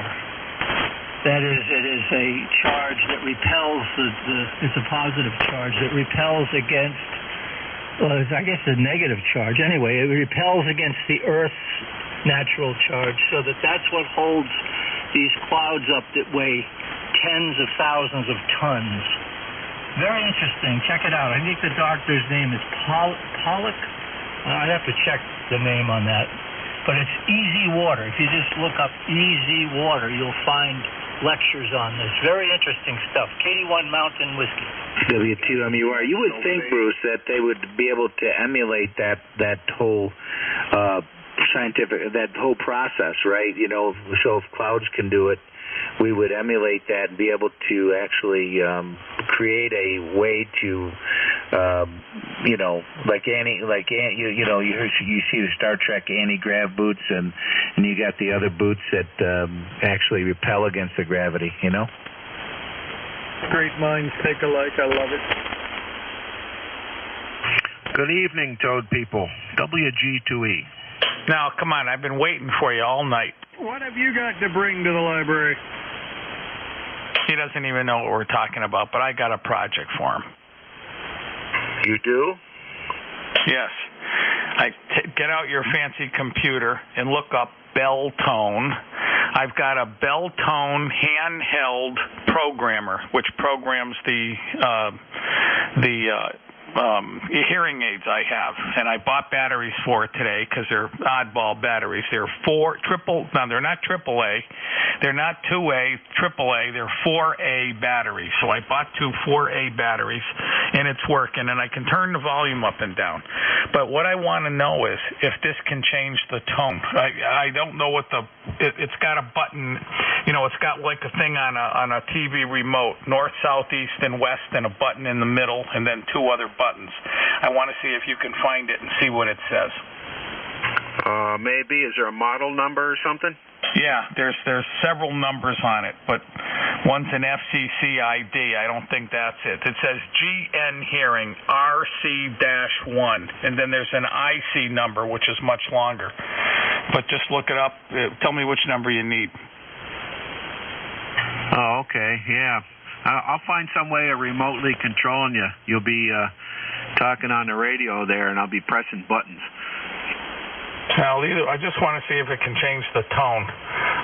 It's about 3 inches long, and it's about 1.5 inches wide, and it's got a little TV screen on the top of it. And it's gray and silver on the bottom, and it says Belltone on the silver on the bottom. And I can give you the other part number. I'm starting to think these are some really top-shelf hearing aids.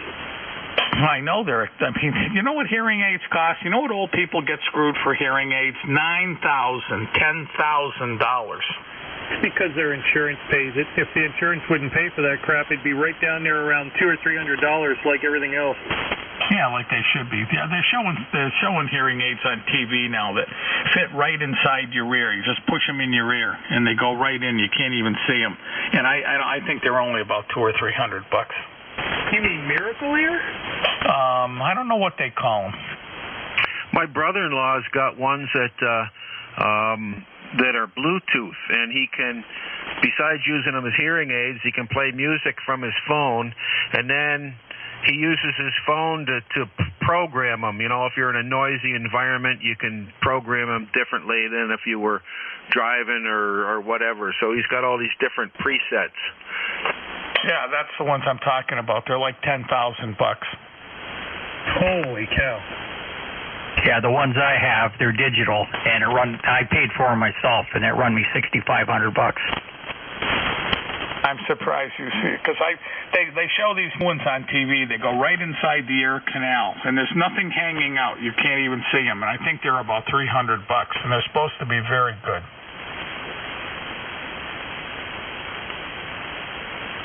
According to the TV commercial, they're very, very good. Evening, Randy. Oh, Marcus. Is that frame straightened out yet?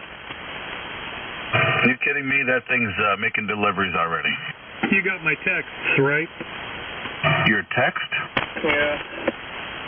I don't know. Well, somebody was putting bunny pictures on there, and... Oh, Maureen just said she had my phone. She was doing something. No, but she said somebody was texting me. Hello, Randy. Hey, Ray, what's this thing look like? Well, it's about 3 inches long and about 1.5 inches wide, and it's got a little TV screen on the top third, and then it's got one of those circular controls in the middle, and it's got a button in the center, just like a TV controller. It's got a button in the center, or like a cell phone thing. It's a button in the center, and then it's got a plus, minus, and then 2 arrows on either side. How are you putting that in your ear? 4 more buttons outside of that circle in 4 corners? No, there's 2 buttons outside of the circle. One's on the left and one's on the lower right, and the other's on the upper left. Okay, well, they got something here called remote control, too. Let me look. But I can give you the part number of this. There's an IC part number, and there's that RC1 part number. So I'll give you the whole IC part number. This is probably the right one. Okay, ready to copy.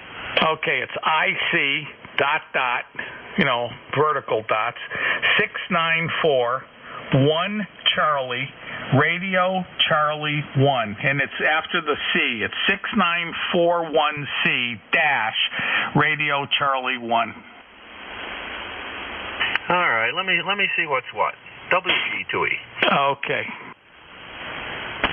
I love it when hams could use this search engine. Carl's very good with that thing. Yeah, I think the antenna was good up until about 9:40 last night.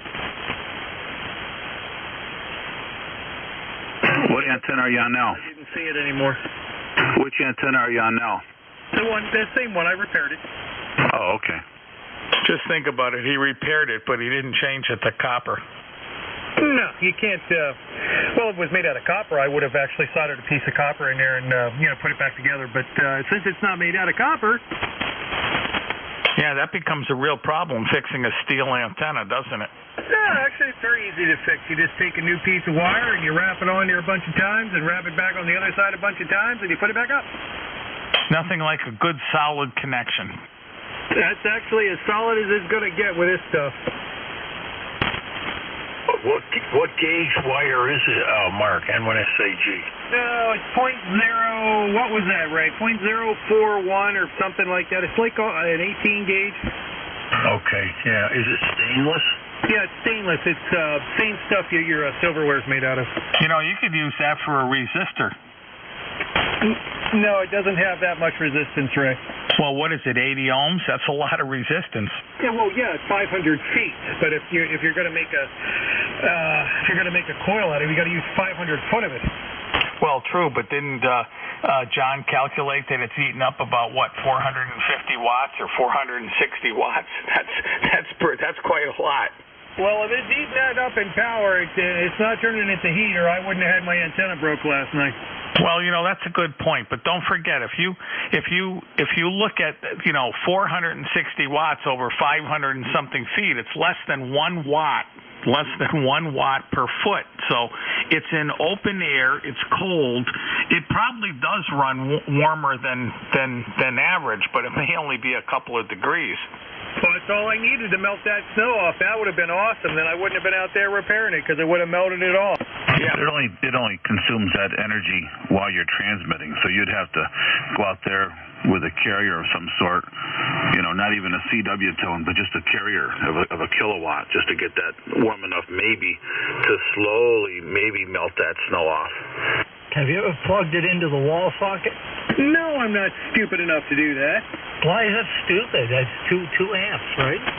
Yeah, but 2 amps would blow up. That's like 18 gauge wire. That would wouldn't that melt it? No, 2 amps. That's like 300 watts. What's the FCC ID on that, Ray? FCC ID. Okay, it's here it is. It says X26 Radio Charlie -1. Okay, I'm getting a -2 here. It's like a 27-page manual, so let me see if I can find a -1. Okay, it says FCC ID X26RC-1. Yeah, well, this manual is saying it's a -2. Let me see if there's one for a -1. Okay. And when I was out repairing it, I noticed there was 0 corrosion on the wire. It looked as good as the day I put it up. And that means? It doesn't rust. Stainless. Shouldn't be surprising. You get less snow fade, too. Thank you. Somebody was paying attention. You learn something every night. I'm telling you. Yeah, I was wondering with steel. I know they make steel wire for wire feed welders. It has a copper coating on it. I wonder how that stuff works. It wouldn't hold up very long at all. I've had welding where I've taken out rolls of wire to switch to a different type of wire, and just like 706 S, just standard steel wire with copper coating, and within, if you forget about it, you got it out there, inside in the shop, mind you, have it in the shop just sitting out there, you'll actually see rust form on it. Yep, yeah, that's terrible stuff. What's that, Dave? On the spool of wire? Yeah, that's right. Oh, I didn't know that. Yeah, you can't use that as antennas. That stuff is designed for welding, not for antenna wire. Yeah, but I'll bet you the copper's only a few tenths of a thousandth of an inch. Oh, yeah, it's real thin. So that's exactly the same kind of shit they're using for that new cheap hardline they sell. Not hardline, but the copper clad. They call it copper clad now, but you put it outside for a year and it's all rusty. Well, the problem with any time that you coat a metal with another metal is you've got the galvanic thing going on there if you don't pick your metals right. Right, but according to the league in my old book, copper weld should be 40% copper. It should be, but a lot of them probably don't put nearly that much in there. Well, hence that's why I tell people never to use that anymore. If they had the old stuff that was 40% copper, then it's just as good. But the problem is it's 40 years old and it's probably got corrosion on it. Yeah, the reason they used the steel was for structural integrity, and then they coated it with a good layer of copper for conductivity issues. But this new crap they're putting out is, God, there's just not enough copper on it. And what ends up happening is if you even nick that vinyl coating just a little tiny bit, and you get some moisture in there, you're done. Well, I know people that have put it up, and a year later, anywhere copper is out to the atmosphere, it's all rusty. It'd be better if you just ran aluminum wire. Or stainless steel. Well, I could do that. I could make lighter line out of this steel wire that I'm using, but spacing on that would probably be 3/4 of an inch. Why not just use copper? Yeah, I mean, why not? Really, the stuff to use would be silver-plated copper, and with no jacket on it. Because I was reading something in one of these books I have, and they were showing making homemade. They were showing. By the way, Randy, they sold the world-famous Toad Harbor net. They show it right in the book. They're using the exact same setup we're using, and they say that. Let's see, where was I going with this? Oh yeah, there's no jacket on their feed line. It's just copper, plain copper. But that ain't going to work long because that's going to get corroded and that's going to corrode and fall apart. But if you could buy silver-plated wire, that'd probably be the hot setup. Need one Hey, Ray. sterling silver. Yeah, go ahead, Carl. The two buttons that are outside the circle, are they at 11 o'clock and 5 o'clock? Yes. Okay, I think I'm getting close. And one's got a little. The one at 11 o'clock has a house. It looks like a little house, and the one on the other side has a dot and then a 2 lines above it.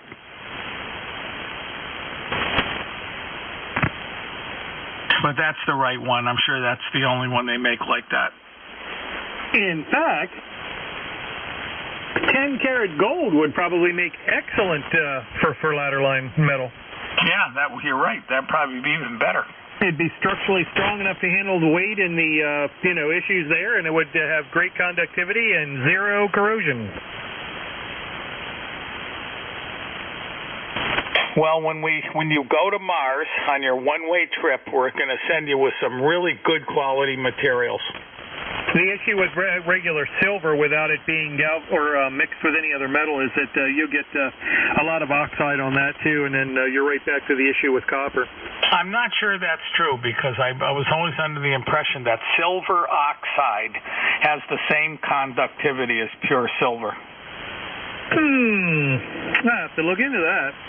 Well, that's what a guy told me. I had one of those Dowkey relays made by, not by Tohisu. It was a real Dowkey, and I had nothing but trouble with it on the receive side. It would never receive right, and I called the factory. And I talked to this guy, and he says, "Yeah, they're just not made right." I said, "Well, how do you fix? Can you fix them?" He goes, "Oh, absolutely." He said, "What you have to do is take the whole relay apart." He said, "Polish the gold off the contacts," and he said, "You got to be very careful. Use 600 paper." And he said, keep the contour exactly the same, but just get rid of the gold. And when you're down to the silver, make sure it's real clean, and then just put it all back together, and you'll never have the problem again. So, of course, now what's the next question? Well, if you're right, then why don't they do it that way? And he said, well, here's the reason. He said, because the government doesn't want anything to turn brown. And he said, even though the silver contacts, he said they leave them on a shelf for 5 or 10 years, and then if you were to look at them, the silver contacts would be brown. But he said the conductivity of the silver oxide is exactly the same as pure silver, so it doesn't matter. But that's the way the government forces you to do things. And I said, okay. Now I said, I got one more question, okay? Now, not much gets by good old Ray. I said, why are you telling me this since you work for the company? And he said, that is an excellent question. He said, I gave my notice about a week ago, and he said, I'll be leaving in 1 more week. There you go. Screw you, dude. Well, you're right. That silver oxide is almost as conductive as silver. And Paul actually mentioned that for the LA1K, he was using a conductive, the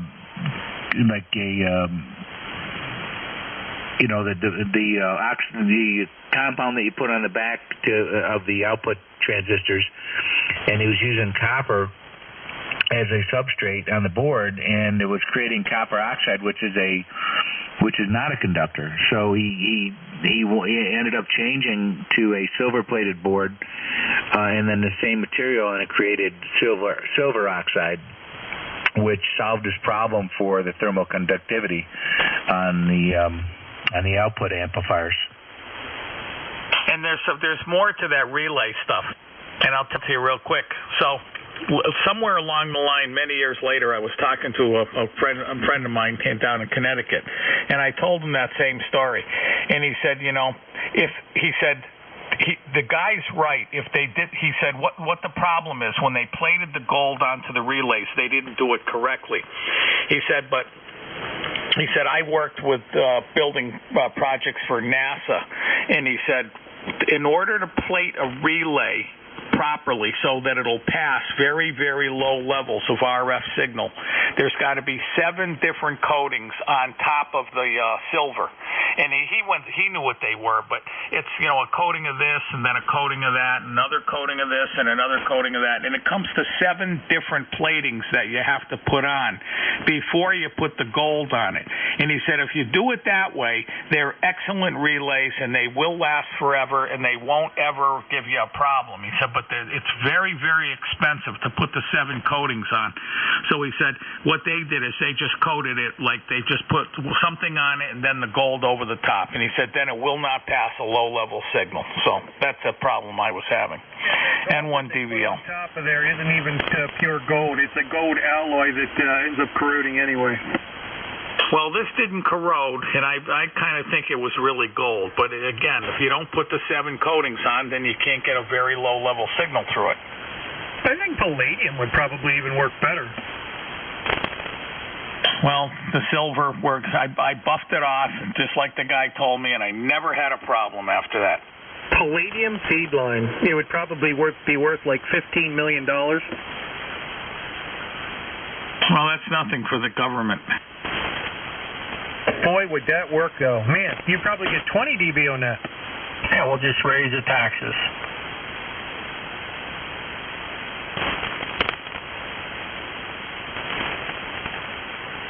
So Hillary's down in making a cameo in Selma, and she's bringing back her little southern accent. Oh, did I hear that she's going to run again? I did I hear that correctly on the video today? Oh, I'd only hope she'd run again. They don't really. I don't think they really like Bernie. Nobody likes Bernie. Well, yeah, Bernie's a commie. Who the hell in the right mind would like Bernie? Well, now let's not call names. He's a socialist. Socialist, commie, same thing. He had 12,000 at his rally. He's a socialist. He's not a communist. He takes your stuff without the use of tanks and guns. Yeah, okay. Well, there's really not a hell of a lot of difference between a socialist and a commie. Well, a communist takes your stuff with guns and tanks. A socialist does it without the guns and tanks. Yeah, they take it with a pen in Washington, just like all the criminals that are down there now. The first thing they take is your gun. Well, we're practically 78% socialist now, Ray. It's not going to take a lot to just push the rest of it away. So Bernie has 12,000 at his rally. Hillary Clinton, if she tried on her best day, and if Bill was with her, couldn't get 2,000 or 3,000. You're right. Trump could get 40,000 or 50,000. Well, Hillary could probably get at least 2,000, and that would be attorneys. Yeah, I'm going to go to KFC and have one of those Hillary meals. 2 large thighs and 2 small breasts. Don't forget the gravy. Oh, my God. Mashed potato. I listen to this great oldie station up here. It's 96.9, and they play the best oldies all day long. And it's funny, I was eating dinner, and they played the mashed potato. That's a great song. You guys are sick. I'm glad I found you guys on this frequency. Sick? Oh, we haven't even gone to sick yet. This is a family channel. We got to keep it, at least at 10 o'clock. It has to be sort of clean. This is prime time. Yeah, kids might be listening to this stuff. We can't be doing that kind of stuff on amateur radio. What do you think this is, Chicken Band? Randy, you in there? Yeah. I had a chance to talk to Washington Island today. Is that right?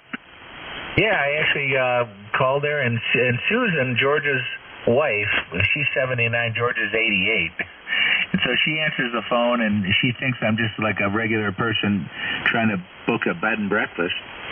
And she's saying that, well, she was actually just changing linen in some of the rooms, and she was going to retire. Her and George are going to retire from this whole bed and breakfast thing in June.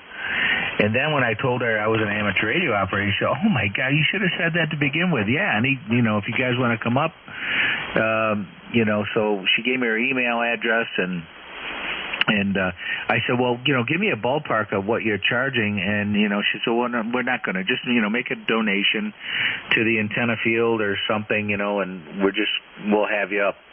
And so, I told her I was just winging the thing. I said, well, we'll probably have 10 to 13 people, maybe 5 couples and 3 singles. I was just throwing it out there just to get an idea of what would be involved with that. But I had the feeling that there weren't a lot of rooms that were like singles. They for the couples, they had a couple, like 2 or 3 bedrooms, but there was some rooms that you'd have to share if you were like singles, and I don't know. So I have to get some more details. I sent her an email today, and she said the airport is Green Bay if you wanted to fly in, but I told her most of us would be driving, and then the ferry ride's about an hour from depending on traffic from Green Bay Airport to the ferry point, it could be anywhere from an hour and a half to 2 hours depending on the traffic, and then another hour to get in by ferry. 10, 3 or more. KB2ZVP. Yeah. Well, I think as a group, I'm not sure where you were, but I thought we were taking that off the list for this year. I missed that. I must have missed it. Yeah, I think it's too short of not too short of a notice, but that's something you got to plan at least a year ahead of time so you can get all the ducks in a row and stuff. And I personally don't think I could have that much time off at that time of the year, So without more notice, I mean, it's going to be a few weeks. You're talking about Labor Day? Yeah. I mean, if I go by my, I really like to go out there and just experience that, whether I go with everybody or just end up by myself going out there. But if I ever did go by myself, I think I'd probably fly to Green Bay and just kind of rent a car and go in that way. But if everybody else was going, I'd definitely drive out and kind of do it that way. But you're right. I don't know if I can do it even on Labor Day, depending on the business and everything. But I just wanted to get the information. Yeah, we've got an incredible workload at work. This is just turning crazy here this summer, and it's not even summertime. But so I was telling Maureen she was planning on having sometime to go to the Irish Festival and stuff like that. I said I'm just not sure if I'll have any holidays off this summer, but we'll see. I've got a lot of stuff to build, a lot of molds to make. Yeah, I mean, for me, every type of holiday like Labor Day, Memorial Day, I mean, those are those are times I go out with my family in the lake. We go camping and do things like that. But this would be, I'm open to this if we still, if we can still, if something opens up and we can do it. You're making molds again? Yeah, I've always made molds. Is that for the place you work or for somebody else? For where I'm working. Oh, okay. I didn't know you were still making those. Well, we've talked about it about 100 times. Of course, you only listen to yourself, so I don't think you even paid attention. WA3FPN. Hey, Mike. Hi, Mike. Hey, Randy. Hey, everybody else. Hi, Mike. Hey, Mike. So the hotel stuff is good to go. We got it all dialed in. I'll make the call tomorrow. Roger. And what's the official date now? Still the 15th. It's been the 15th.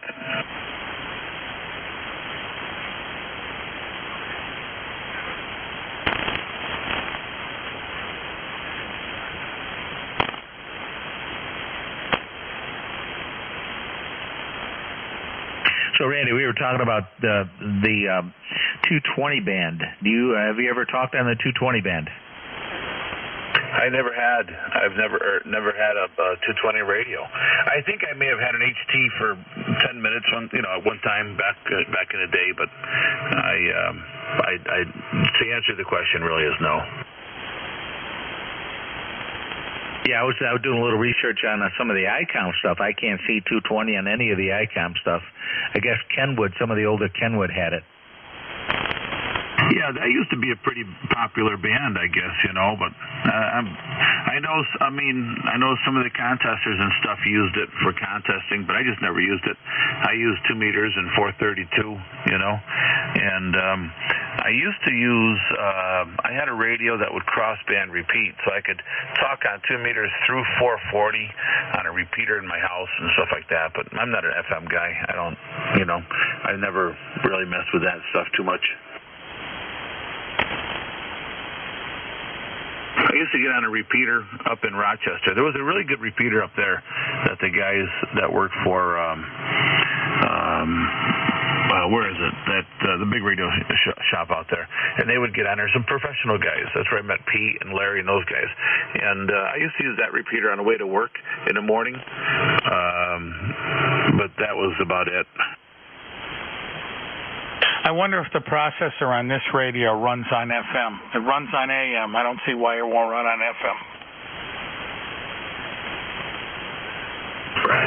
Randy, can I ask you for that phone number, that Holiday Inn Express? Yeah. And that's in Kingston, right? Roger. Okay, ready?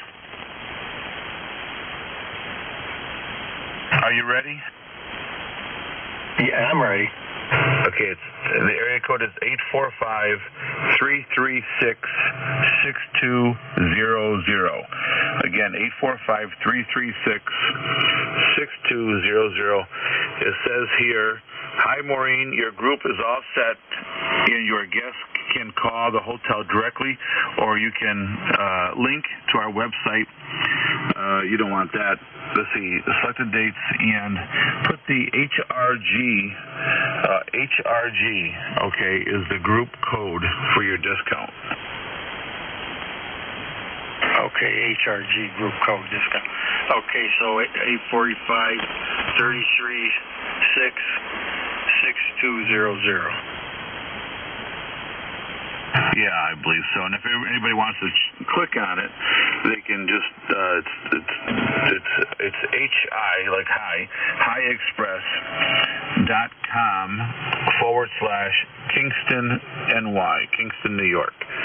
So HIEXPRESS.CO/KINGSTONNY. And what was the code? Hotel Radio Golf, like ham radio group. Okay. All right, thank you. Roger. Roger that. So what did you find out, Carl? Anything? Well, there's one place where I could download a manual, but it's one of those ones where they want you to get some software and stuff, and then you start getting all kinds of ads and everything. I haven't been able to find just a plain one that I could print out and send to you. But there's one place where you can read it page by page. I don't feel like reading 26 pages. Okay, so you don't know then if you can change the tone. That's the only thing I was kind of curious if you can change the tone or not. No, a brief look at it, it looks like you can change general things, like for a restaurant or a quiet area or different noise or something. Yeah, okay. No, it's no big deal. They work fine. I can change the volume. That's all I was really interested in. So I just changes well, I suspect like you would just use one of those buttons there to you would see, get like, to a menu and see what the choices are. The loud bass, low bass, those type of settings, right? I don't know, because I tried the buttons and they don't seem to do anything. I mean, they it would sort of be like trying to run this Kenwood without the manual. What? Now, did you say you had a little monitor with a menu on it? Yes. That's probably where you do it. Well, of course that's where you do it, but the problem is that you don't know what the buttons do. There's 1, 2, 3, 4, 5, 6, 7 different things, and I'm sure they all have multiple functions. So with 7 different combinations, that gives you, 10,000 different possibilities. There's some way it goes with a TV. With a TV? Well, there's a little TV screen on this thing. No, there's the bottom right button. It looks like a little sound thing. It says Resound Unite TV button. Oh, okay. Well, whatever. I know Alan Miller, Carl. You know Alan. He has set that he can set his volume on his TV. You know, his remote is so he can adjust the ears. You know, people can adjust the TV for what they want to hear, and then for his hearing aid, he can increase it with the remote control. Yeah, this you can do volume up and down, one or the other or both. That part I figured out. And I don't know, hang on, let me keep looking here.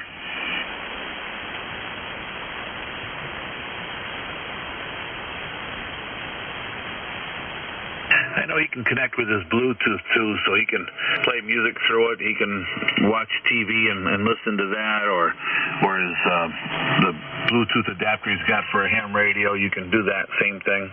You know, it's they're pretty sophisticated, but they're probably a lot newer than the ones that Ray has. I don't think those are very new, are they, Ray? Oh, I don't know. They're not that old. A couple of years. Oh yeah, a couple of years. But what's changed in a couple of years when it comes to technology on these things? They're I'm sure they're not they're probably not Bluetooth enabled, are they? Can you? Well, you don't have a cell phone. Yeah, I don't know. I know Joan has the ones that she can change from her cell phone. Yeah, that's handy, really. Yeah, I guess. It's got some outboard thing that you plug into your TV or a computer or a radio that you can play it through the hearing aids. Yeah, okay.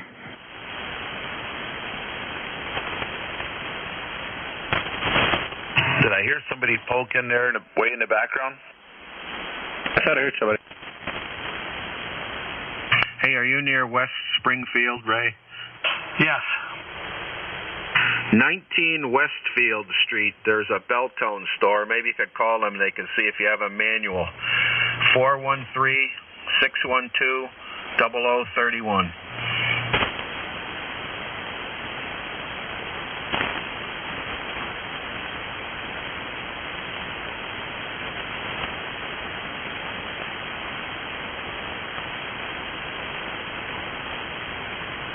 Hey, Mike, did you get a lot of snow down in Pennsylvania? I think we had about 6 inches. I had about 8 inches here. But it was really heavy, heavy snow. Yeah, we got a bunch of snow warnings now, but we didn't get any snow last night. I mean, we got a couple of inches, but nothing to write home about. But now they're saying Tuesday morning 4 to 8, and then 8 to 16. Let's see, is that Tuesday morning snow accumulations 8 to 16 inches possible with the most precipitation. So, yeah, so we got lake effect. Some pretty good snow's coming, it says. Did you guys all notice how that when you shoveled the driveway, like I shoveled my mother's house today, and as soon as you stick the shovel in and you throw the snow, the driveway is just wet. You know what I mean? The angle of the sun is high enough now, so it's heating the tar. Oh, yeah. I noticed that today. So as soon as you shovel the driveway, within 10 minutes, it's completely, clear. So, with the angle of the sun coming up higher and higher, the snow's going to melt faster and faster. I came out of the garage, almost fell on my arse. Yeah, well, you got to be careful. The Kennedy curse.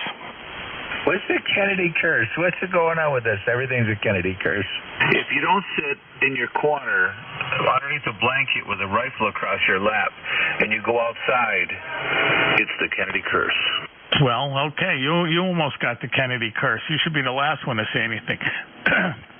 Listen, there's a TV show. I'm sure with all you computer guys, you can get it. It's called The Kennedy Curse. I suggest everybody over the age of 50 watch it. I think it's 2 hours long. It's very interesting. I saw the Kennedy purse, but not the curse. No, the Kennedy curse.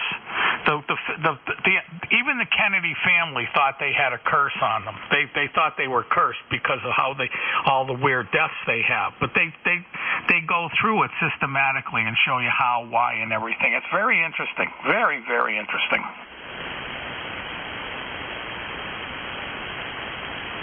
In other words, don't go outside. No.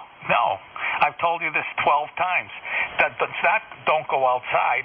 Don't hop on your motorcycle and chase some guy down 100 miles an hour with your wife on the back. That's the Kennedy curse. There it is in black and white. That's really it. But if you watch the show, it's 2 hours long, and they go through probably 10 different instances where Kennedys have had issues, and then they basically explain this is obviously not a curse. It's recklessness. So when Mike went outside and almost fell on his arse, you just said that's the Kennedy curse. So he should not have gone outside, or he should wait those 75 degrees to go outside? No, he should have known better. He should have, when he opened the door and saw it was slippery out there, he should have been much more sure-footed when he started walking out there. I think you need to go back to Ireland, lad. Yeah, that's like insane right there. You got to be more careful. Now, Mike, how careful were you? He wasn't careful at all, or he wouldn't have fallen down. He didn't fall down. Ice, I couldn't see. Did you fall or not? I didn't fall. I've got good balance. He was being careful. Hey, Mike. Yes, sir. You need to go to Joanne's LinkedIn page. There's something there that's just for you. For a LinkedIn page, just for me? That's correct. I'll check it out. I'm linked up with her, you know. I know that.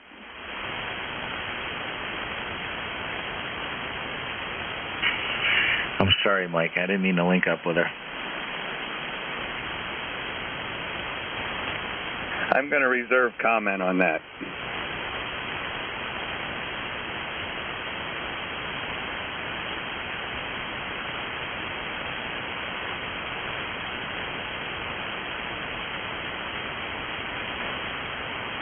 Hey, Randy. Yes, sir. You think there's anyone on here that has the knack? Yes, I'm sure that there are a few. I love that, by the way. I was trying to get that onto the Toad Harbor Facebook page. Yeah, I tried that too, but I don't think it made it. I can think of one person in particular who fits that. Well, I know a few people that fit that, actually. I mean, fit it quite well.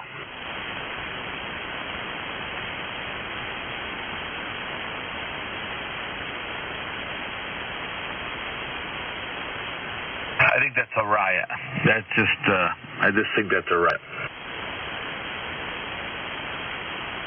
Yeah, that was funny. I just accidentally ran across that.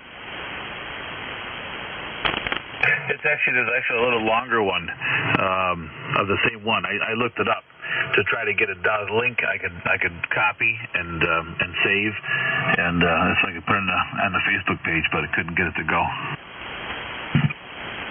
So, Mike, I got to walk like a penguin now? You have to do what's called the Meat Packers Shuffle. That's exactly right. I'm a skier. I got good balance. Sounds like it. I just went whoop, and I caught myself. Yeah, tomorrow now you won't be able to stand up because your back will be out. Yeah, that the thing you learn is that you just stay in the snow. That's the rule, man. Stay in the crunchy snow. You won't slip.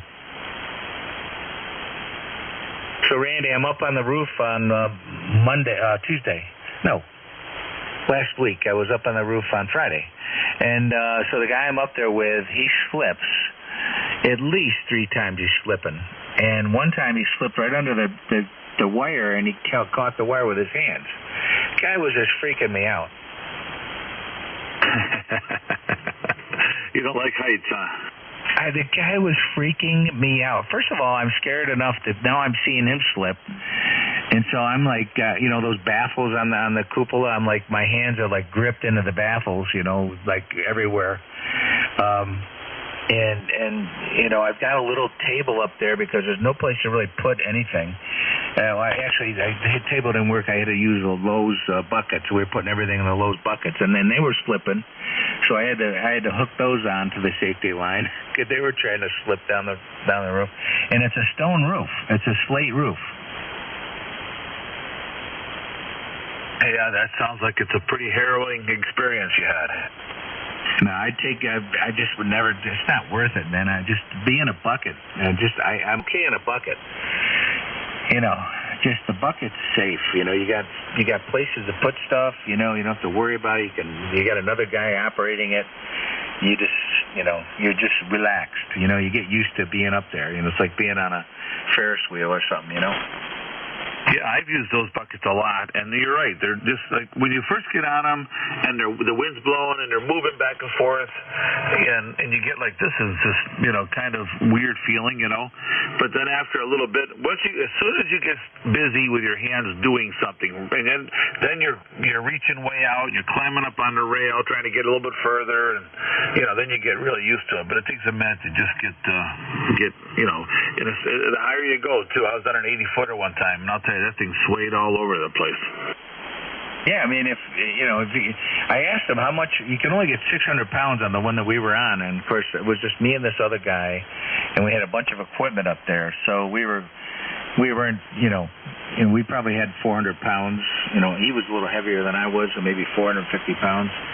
And then all of a sudden it got stuck, and he just couldn't move it because, the certain angles that you get and the weight and the way that it's positioned on the ground, it just locked up on us, And that's where I was actually a little concerned about that because I wasn't sure how we were going to get down. It was like 10 minutes like that. But that guy really knew what he was doing. Yeah, well, he knew what he's doing, but even that guy, when I wasn't up there, I went on the ground and I had to run around and do some wiring underneath. And I had a guy working with me that day to help this guy, and he said this guy whacked some of the copper and put a dent in it. And so I guess he spent about a half hour trying to bang that dent out. And I thought that was pretty crazy, man. I didn't even know that until like later in the day. Well, that kind of thing can happen. You go to move left and you go right because you're disoriented or something, You're backwards from where you normally are. So, yeah, that kind of stuff. I've put them into really tight spots before, and it never fails. You're always brushing against something. Yeah, the thing is, I noticed when he lets go of the lever, it keeps moving for a little bit, so you got to factor that in. Yeah, that's right. Yeah, you got to just jog it. That's crazy. I would have taken that cupola right off the building. It'd been easier to wire on the ground. Exactly. It just detach the cupola, just wire it on the ground, and put it back up.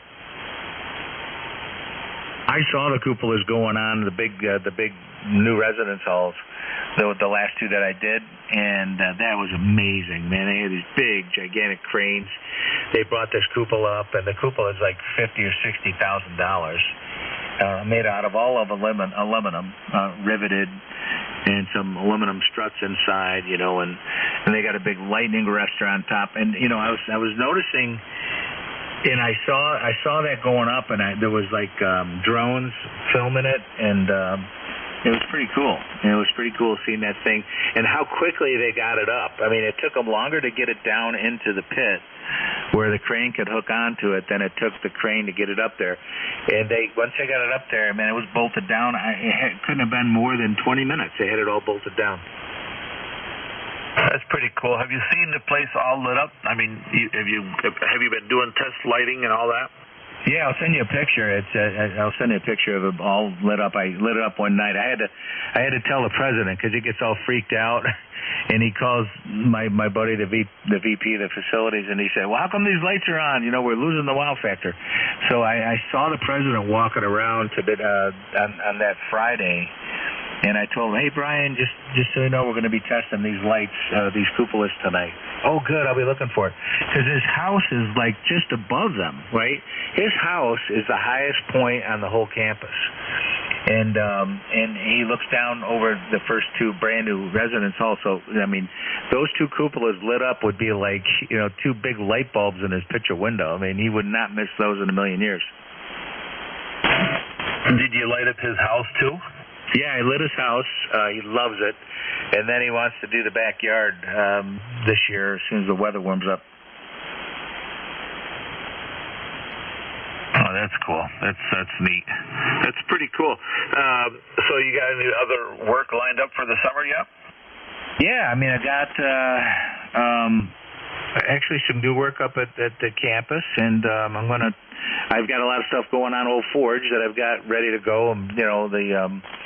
The Rivets Marina, and my other customer that did 160 lights. He wants more lights and trees. He's going nuts. And a couple other jobs up there, Airbnb and some businesses, and that'll hopefully dovetail. And then I'd like to try some other colleges that are locally and try to leverage what I did at Colgate with some of those other colleges. So I'll send this to you. Let me know when you get it. Okay, and I'm going to check out of here. I've got to get up in the morning early, and I got home late, and I'm just shot. So I'll see you guys tomorrow. KB2ZVP. See you, Randy. Good night, Randy. Good night, Randy. KC3 KXB. See you, Randy. Night, Randy. Be a good boy, Randy. And 3 or more.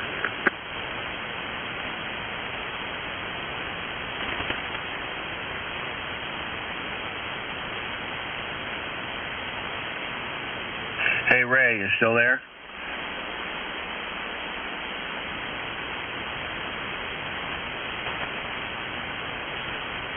Carl, how you been, Carl? I've been good, Mike. How about you? Never better. Been a little busy. Been a little off the air here. I had to. I was working in the office today, and I kept Mike and I were joking around about. I told him, I said, I got to close the door of the radio room today, and I can't look at it. And he reminded me, well, the door not only closes, but it opens. So I was a good boy today, and I stayed out of the radio room and got a lot of work done in the office. Oh, yeah. Hey, those were nice pictures you had of your lighting work there on Facebook. Oh, did you see them? Yeah, I put a couple things on there, and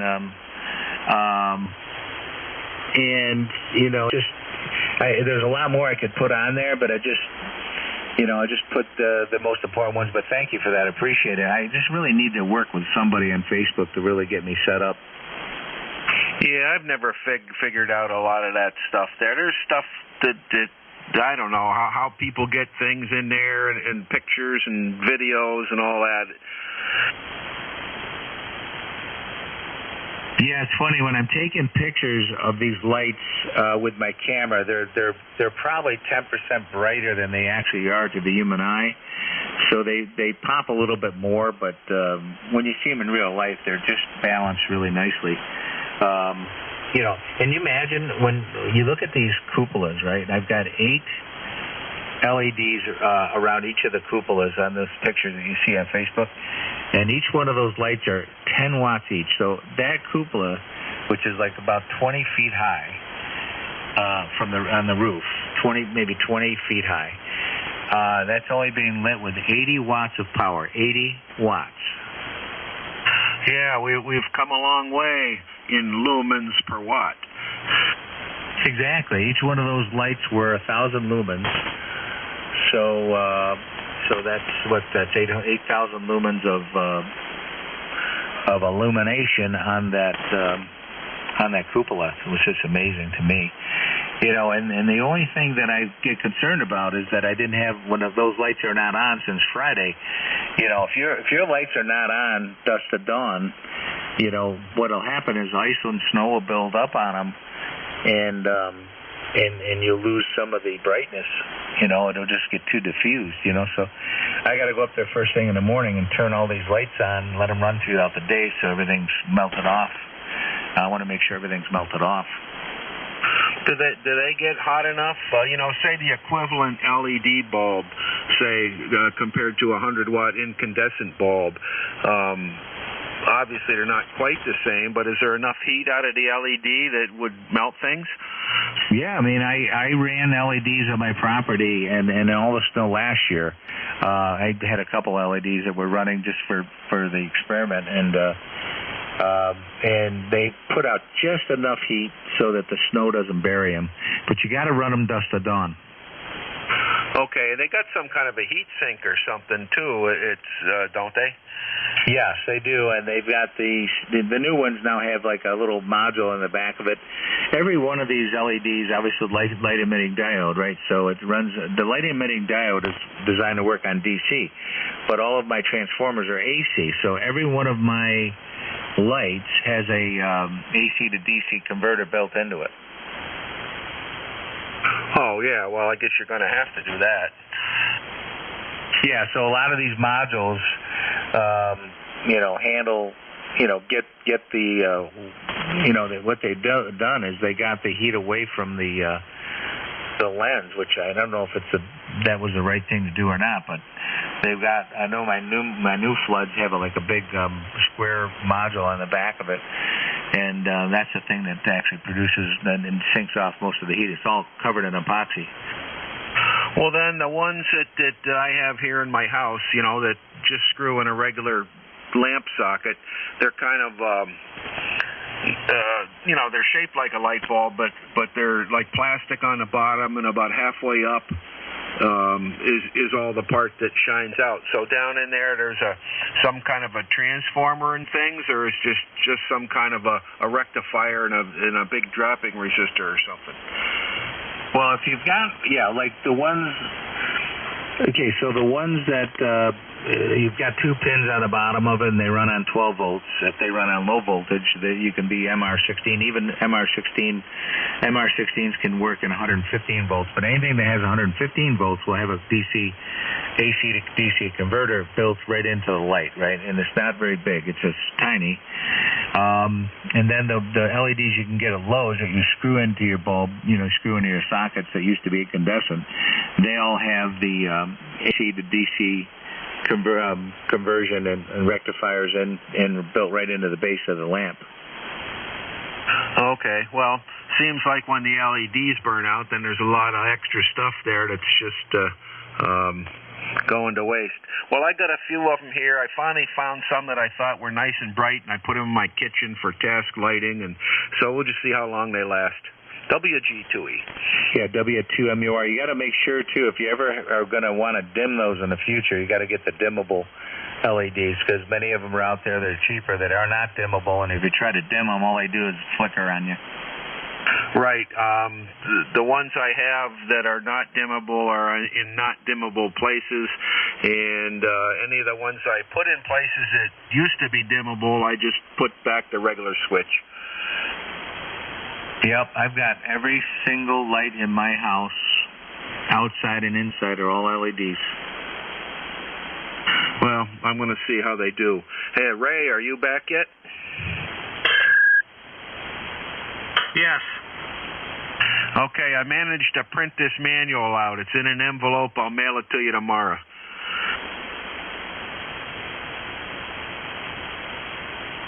I'm trying to grab my mic button here. Okay, thank you very much. No problem.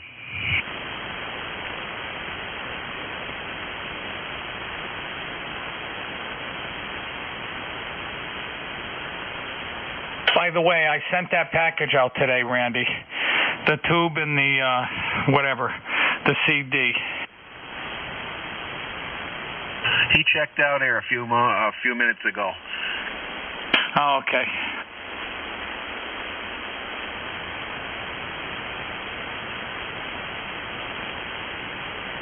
Because I sent him a letter, too. I forgot to ask him if he got it.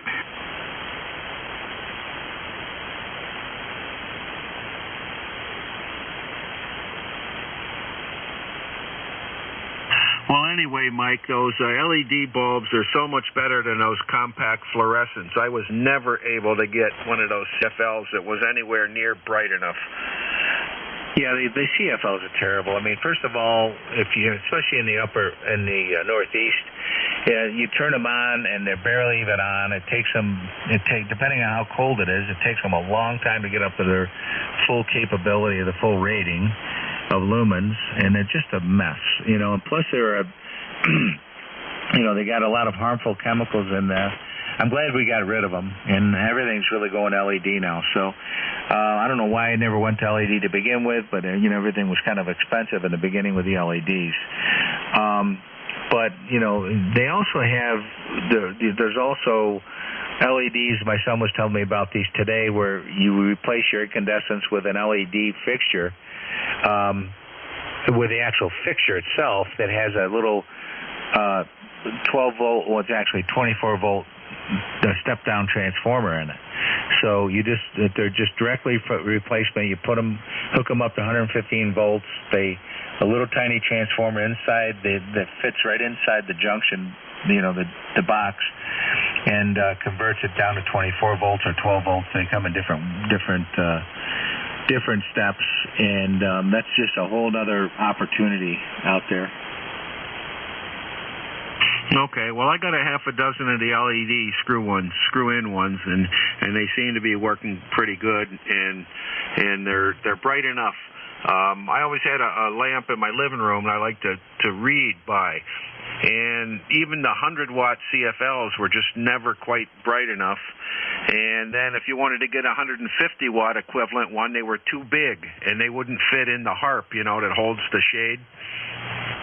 Yeah, exactly. 13-watt LEDs are super bright. They're equivalent to about 100 watt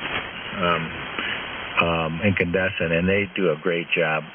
I run my whole house on it, and my electric bill averages about $50 to $55 a month. Hey, Mike? Yes. Okay, Christopher. I got a little warning for you about those LED kits that they have for the fluorescent lights. Yes. You gotta be careful. They're not UL listed because the fixture itself is designed for fluorescent, and when you modify the ends to carry the current through it, you modify the UL listing, and if there's ever an issue, it'll come back on you if there's a fire. Yeah, all of the lights that have the 20, they have the transformer right in the fixture. They're all UL listed. Yeah, but some of them, they make kits that you can buy to take a standard fluorescent light and change it, and they basically you're putting 120 volts directly to the end pins to make the light up. The fixture itself's not UL listed. The bulb itself might be, but the fixture's not listed as UL listed for that particular application, and that's where they're coming into problems. I'll keep an eye out for that.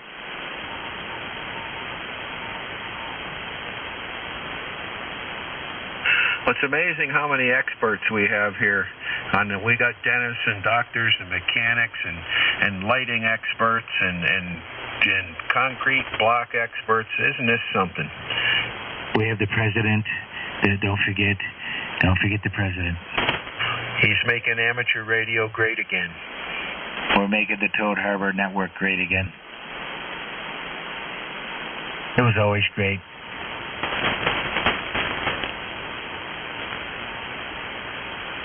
Yeah, there's a picture of him on Ray's QRZ page. I see it. He's got the old walkie-talkie out the window. Ray, you got to update you got to get Bigfoot off of there, though. He is off of there. He's not on there anymore. Oh, really?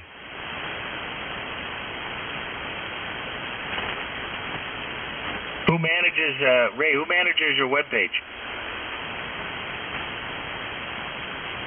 Ray's no longer with us now.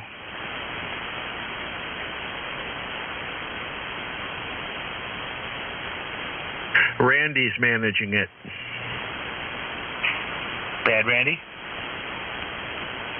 Yeah, the head toad. KB2Z Victor Papa.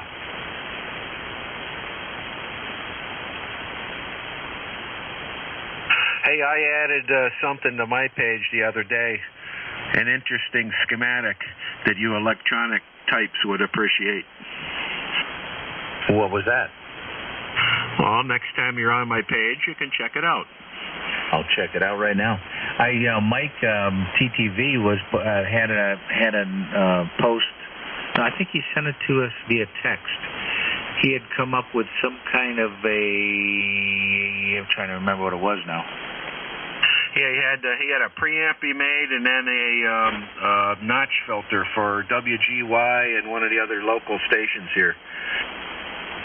Yes, notch filter.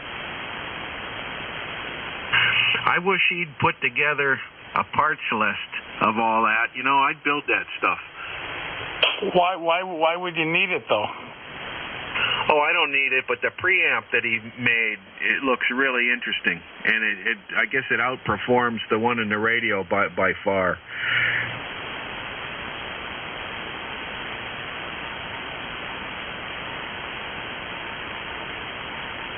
On what band though? I guess. Well, it works on all the bands, but I guess you wouldn't need it the lower you go. Well, I think he's talking about 6 meters. No, this was a notch filter that was good on everything up to 6 meters. Yeah, and the one the one he emailed before was details of his preamp that he made, and all the wiring and control and all that. Yeah, but that's an awful lot of work to do what he did, number one. And I'm pretty sure he only uses that I think where that preamp shows works real good is on 6 meters. That's what I'm saying. The filter's for the broadcast band, but if he had this Kenwood, he wouldn't need the filter. Right. Well, I guess he did the filter, and he did some tests, and he didn't get overload lights where he was getting them. I just read it briefly. Yeah, he basically got this thing, especially in the lower AM bands, to work properly where the overload light wasn't coming on. I never had a problem with the overload light ever. Yeah, well, the two frequencies he used are our two biggest stations here. Yes. Well, one of his buddies is supposed to get an 890, and they're going to bring it over there, so that'll tell you everything you need to know. Well, I'd like to get over there and see his setup there. I guess he's got all kinds of cool test equipment and stuff. The only thing I hate about the 890s, they still got that darn Kenwood menu architecture, which I hate. Well, I've had both radios, and believe you me when I tell you, the Kenwood's easier to use. It's just all about getting used to it. I mean, I was used to my 590. My 590 has almost the same exact menu, type of menu that you have. Yeah, but I had a 480, which I'm pretty sure is pretty close to the 590. I'm pretty sure those menus are almost identical. And as far as I'm concerned, the 480 is much harder to use than this radio. This radio is a lot better than the older Kenwoods. And I think they probably were getting a lot of complaints about the horrible system they were using, and they straightened it out in this. But this radio is, like I said, I've had both of them. And yeah, granted, there's a learning curve with either one of them. I understand that, but I was proficient with the 7610, and I'm proficient enough with this one. This one can do a lot more. But this one's definitely easier to use. Definitely, no ands, ifs, or buts. That touch screen to me is a real pain in the neck. Yeah, well, I had the 480 and the 590.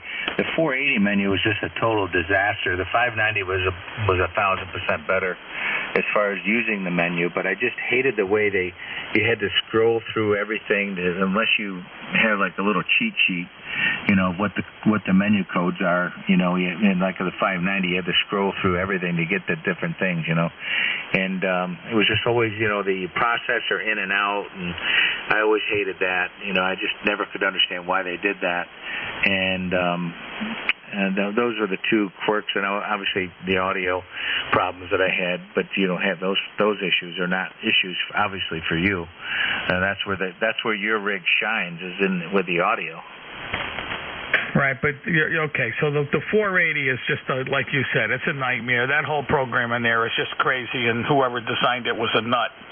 This one here is much more straightforward, and it's just a lot easier to use. And I in all honesty, I would never, ever want another touchscreen radio. They're just not easy to use. Too much aggravation. This is a much easier radio to use. I mean, I've owned the 590, and when I compare it with the menu for the for the 7610. I mean, geez, the menu for the 7610 and the 7300 just like, you know, my granddaughter Ava could operate these. You know, it just is so simple. You know, and I love how simple it is. You know, and just the testing, the audio is simple, the processor's simple. Everything is just extremely simple to use, and I do like that.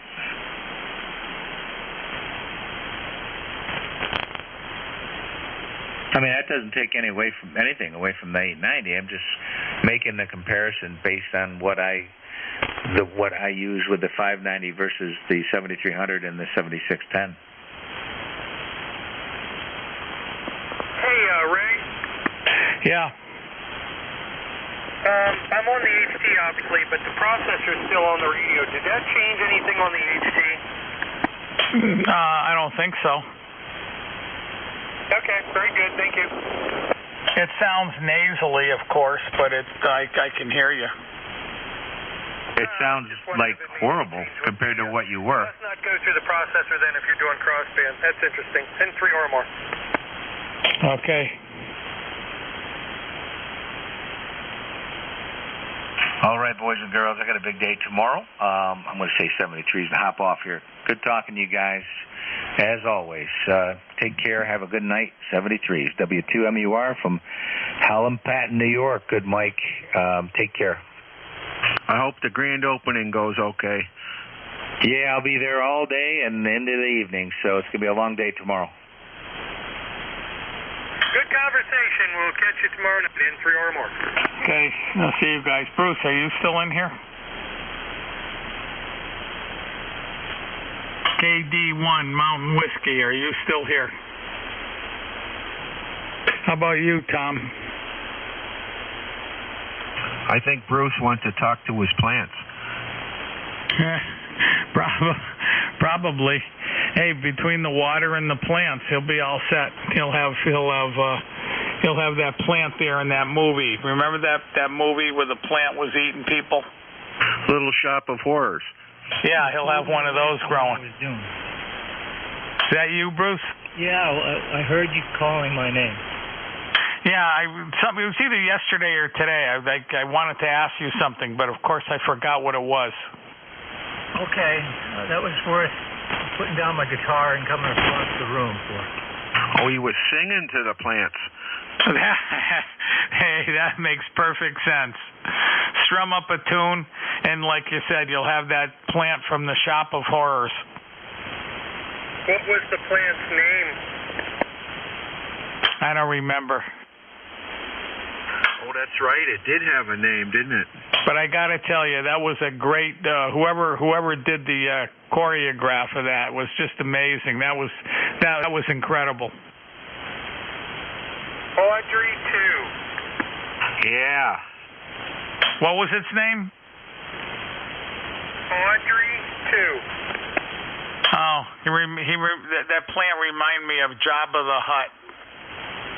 Hey, Bruce, what kind of guitar you play? Heavy metal? Good Lord, no. I don't know. I can't describe it. Acoustic? I have a bunch of acoustics. I have a bunch of electrics. Oh, okay. Well, I played guitar a bit when I was high school. When I was in high school, and I kind of reached a plateau where I sucked and quit. And a couple of years back, I bought another one and kind of got right back up to that same plateau again. So I'm trying, but not getting very far. Yeah, well, I was with a group of people from high school. We used to play every week for up until about 6 months ago, and I sort of bailed on them because I got tired of a couple of the members' inability to control their volume, and it was hurting my ears, so I couldn't stand it anymore. They didn't want to control their volume, or they couldn't? They couldn't, because it's a personality thing. You know, it's an egotistical thing. You know, being the loudest one in the room, I think. And I don't know. I really haven't had a discussion with them about it, but it probably will never happen. Sounds like the Toad Harbor signal contest. What was the loud guitarist's name? Jimi Hendrix. Jimi Hendrix? Yeah.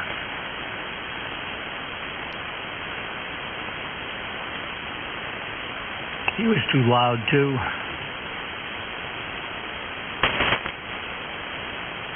Well, when I go to concerts now, I take those foam earplugs that I would use at work and put them in.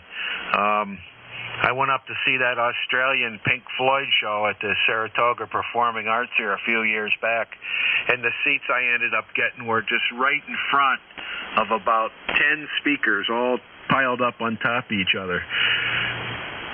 Yeah, I won't go if I have to wear headphones because, it just diminishes the experience too much if it's that loud. The problem with all this stuff is that the sound men are deaf, and they from all the years of abuse, and they have to turn it up so loud just so they can hear it. I don't know. I kind of think maybe everybody expects it to be loud. Yeah, that makes it good.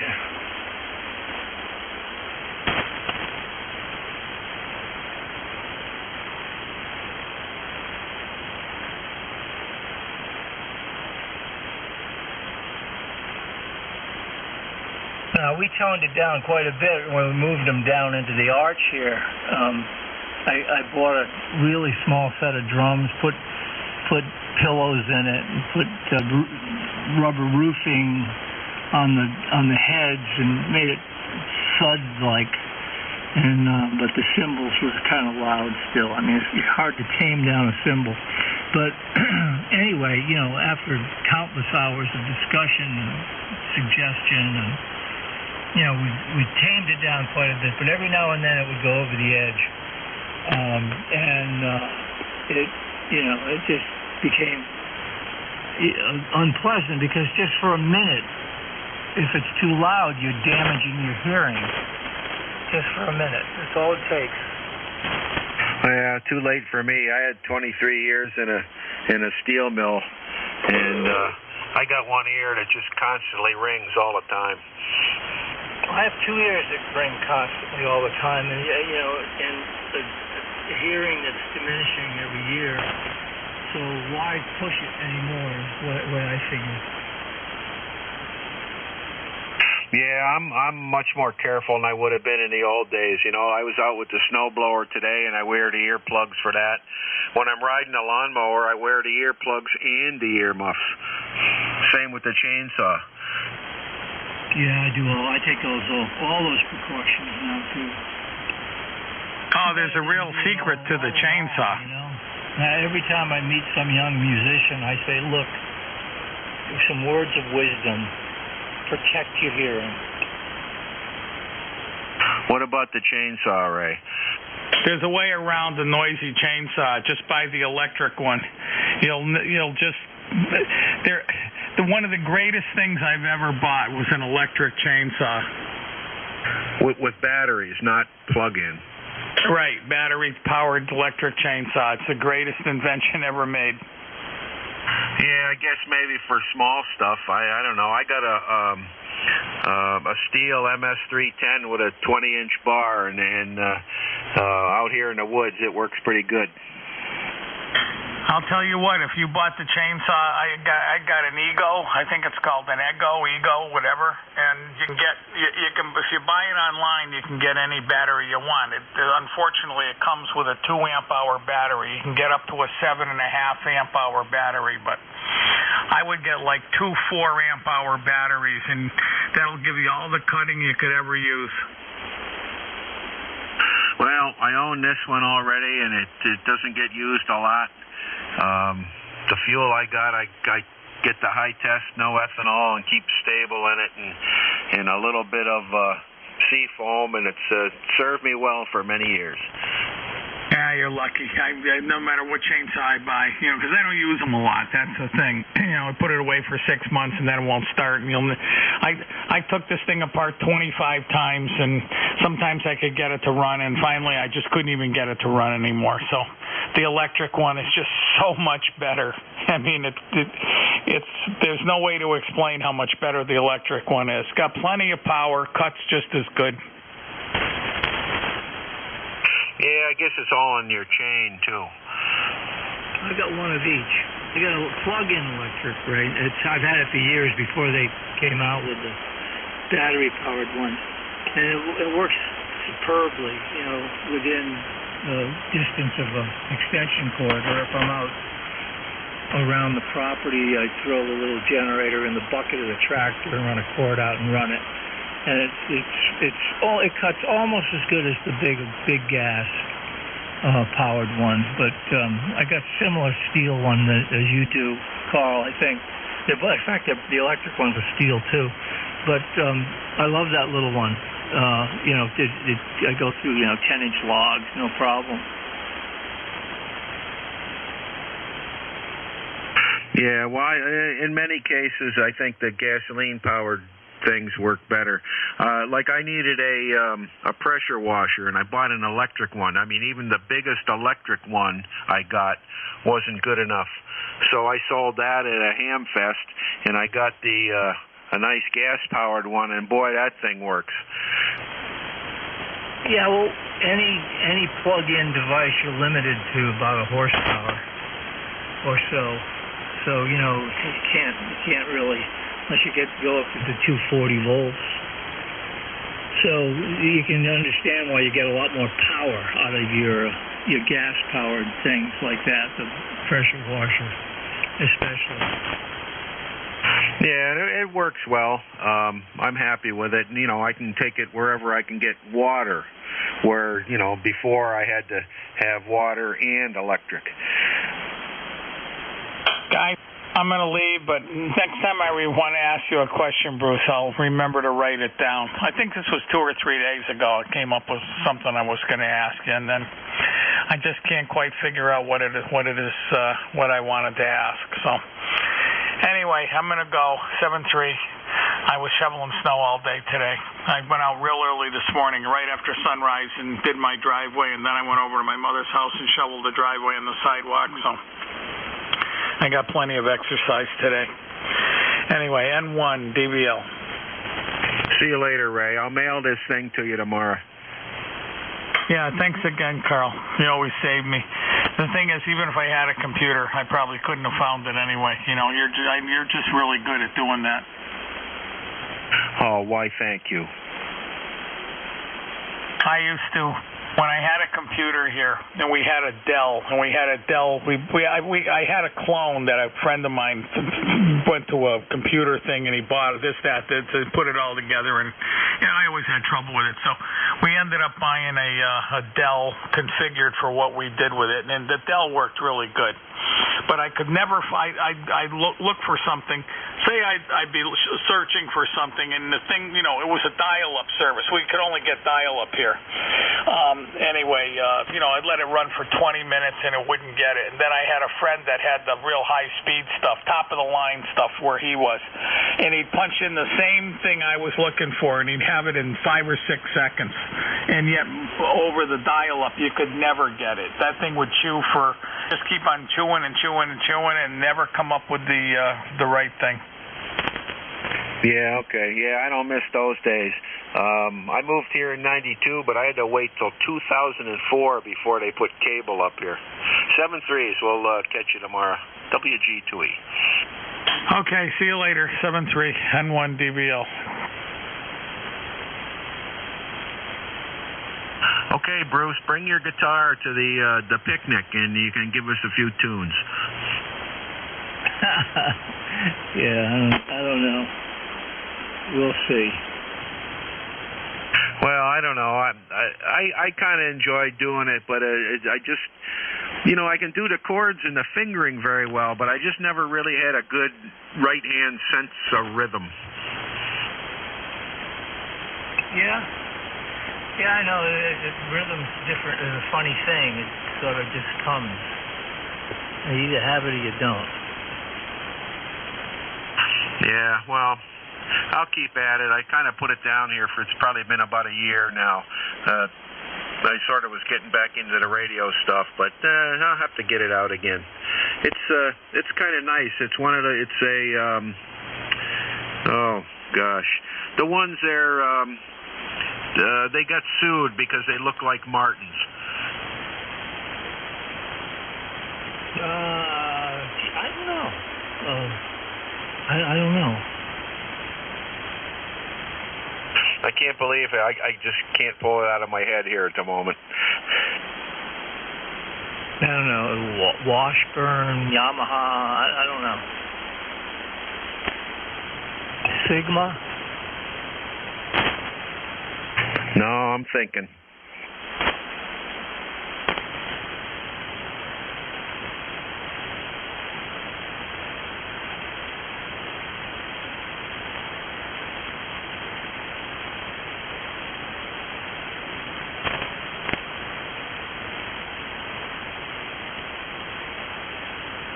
Oh, it's a Takamine. Oh, yeah, I've heard of that. Yeah, geez, I can't believe it. Talk about drawing a blank. So the Japs knocked off a Martin. Well, yeah, if you were to look at it not real closely, it's practically the same. I mean, even the name and everything looks like CF Martin, the way it's curved up there on the top. Yeah. Well, imitations of a great flattery, right? Yeah, and it sounds really nice and it plays well. I got a buddy that's a really good guitarist, and he tried to get his wife interested, and this was the guitar that she used. So originally I had got one from one of his friends, and it was a Walden. It was some kind of a Kmart kind of a guitar, and the thing was terrible. The first two high strings were just so high you couldn't even do an F, and then I went to this one, and it was like I died and went to heaven. It could be very discouraging if the neck isn't set up right. But anyway, now that I got talking about it, I suppose I'll have to dust it off and see what I can do. And on that, I think I'm going to get out of here as well.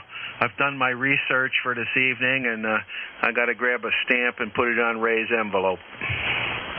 Yeah, great. It's great you can do that for him. All right, call 73. We'll chat later. All right, and 73 to anybody else that may be in there. WG2E.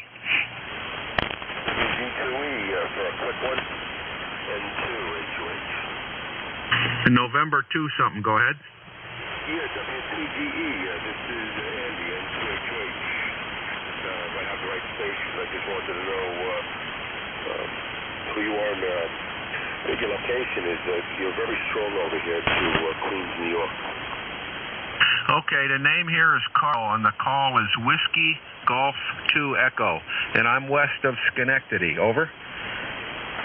Roger that. Okay, my name is Andy, Alpha November Delta Yankee in Queens, New York. I was actually in Schenectady for about 2 weeks during last year, sort of both visiting and business prospect. And not bad, not too bad. So I don't want to keep you because you said you were breaking away, but I just wanted to make a contact and see who you were. Very strong signal, very strong here in Queens, about 20 dB over. Yeah, you're about 10 over here, Andy. I got the November 2, but what's your suffix? November 2, Hotel, United Hotel. Nice to have you told me. Okay, HUH, got it. Okay, yeah. Well, you're making it up here. Okay, I'll say 7-3s, and I think we may have spoken before. WG2E, going clear. Yes, probably when I was on here more regularly, at least once a week, though, because I only have 1 day off a week usually. All right, take it light and 73 from Andy N2 HUH.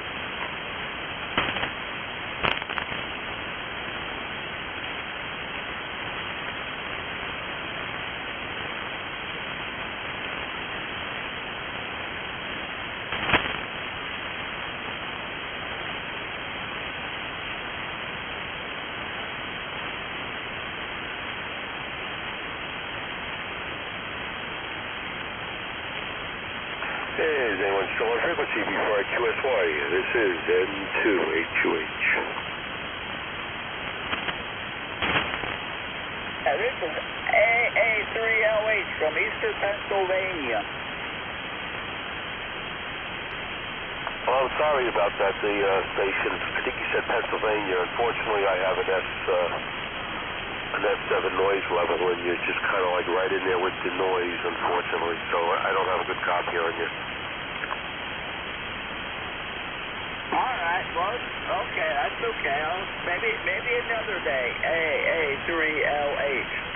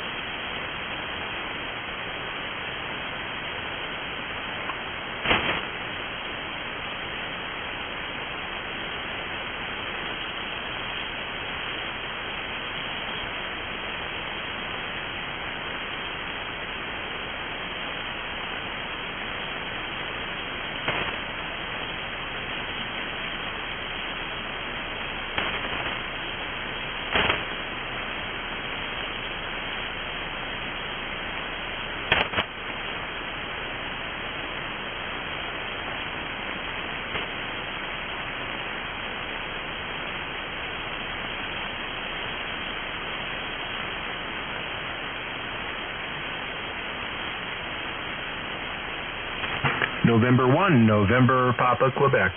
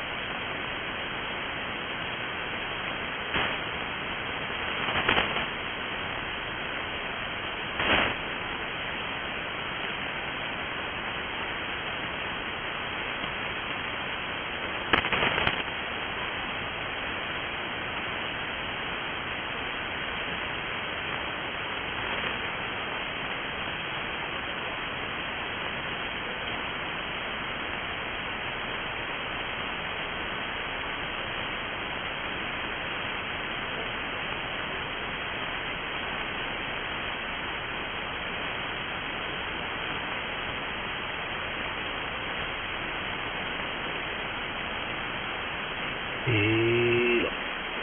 Hilo. Hilo.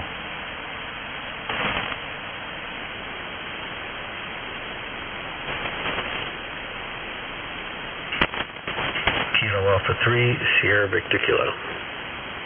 KA3SVK. Hello, radio. KA3SVK.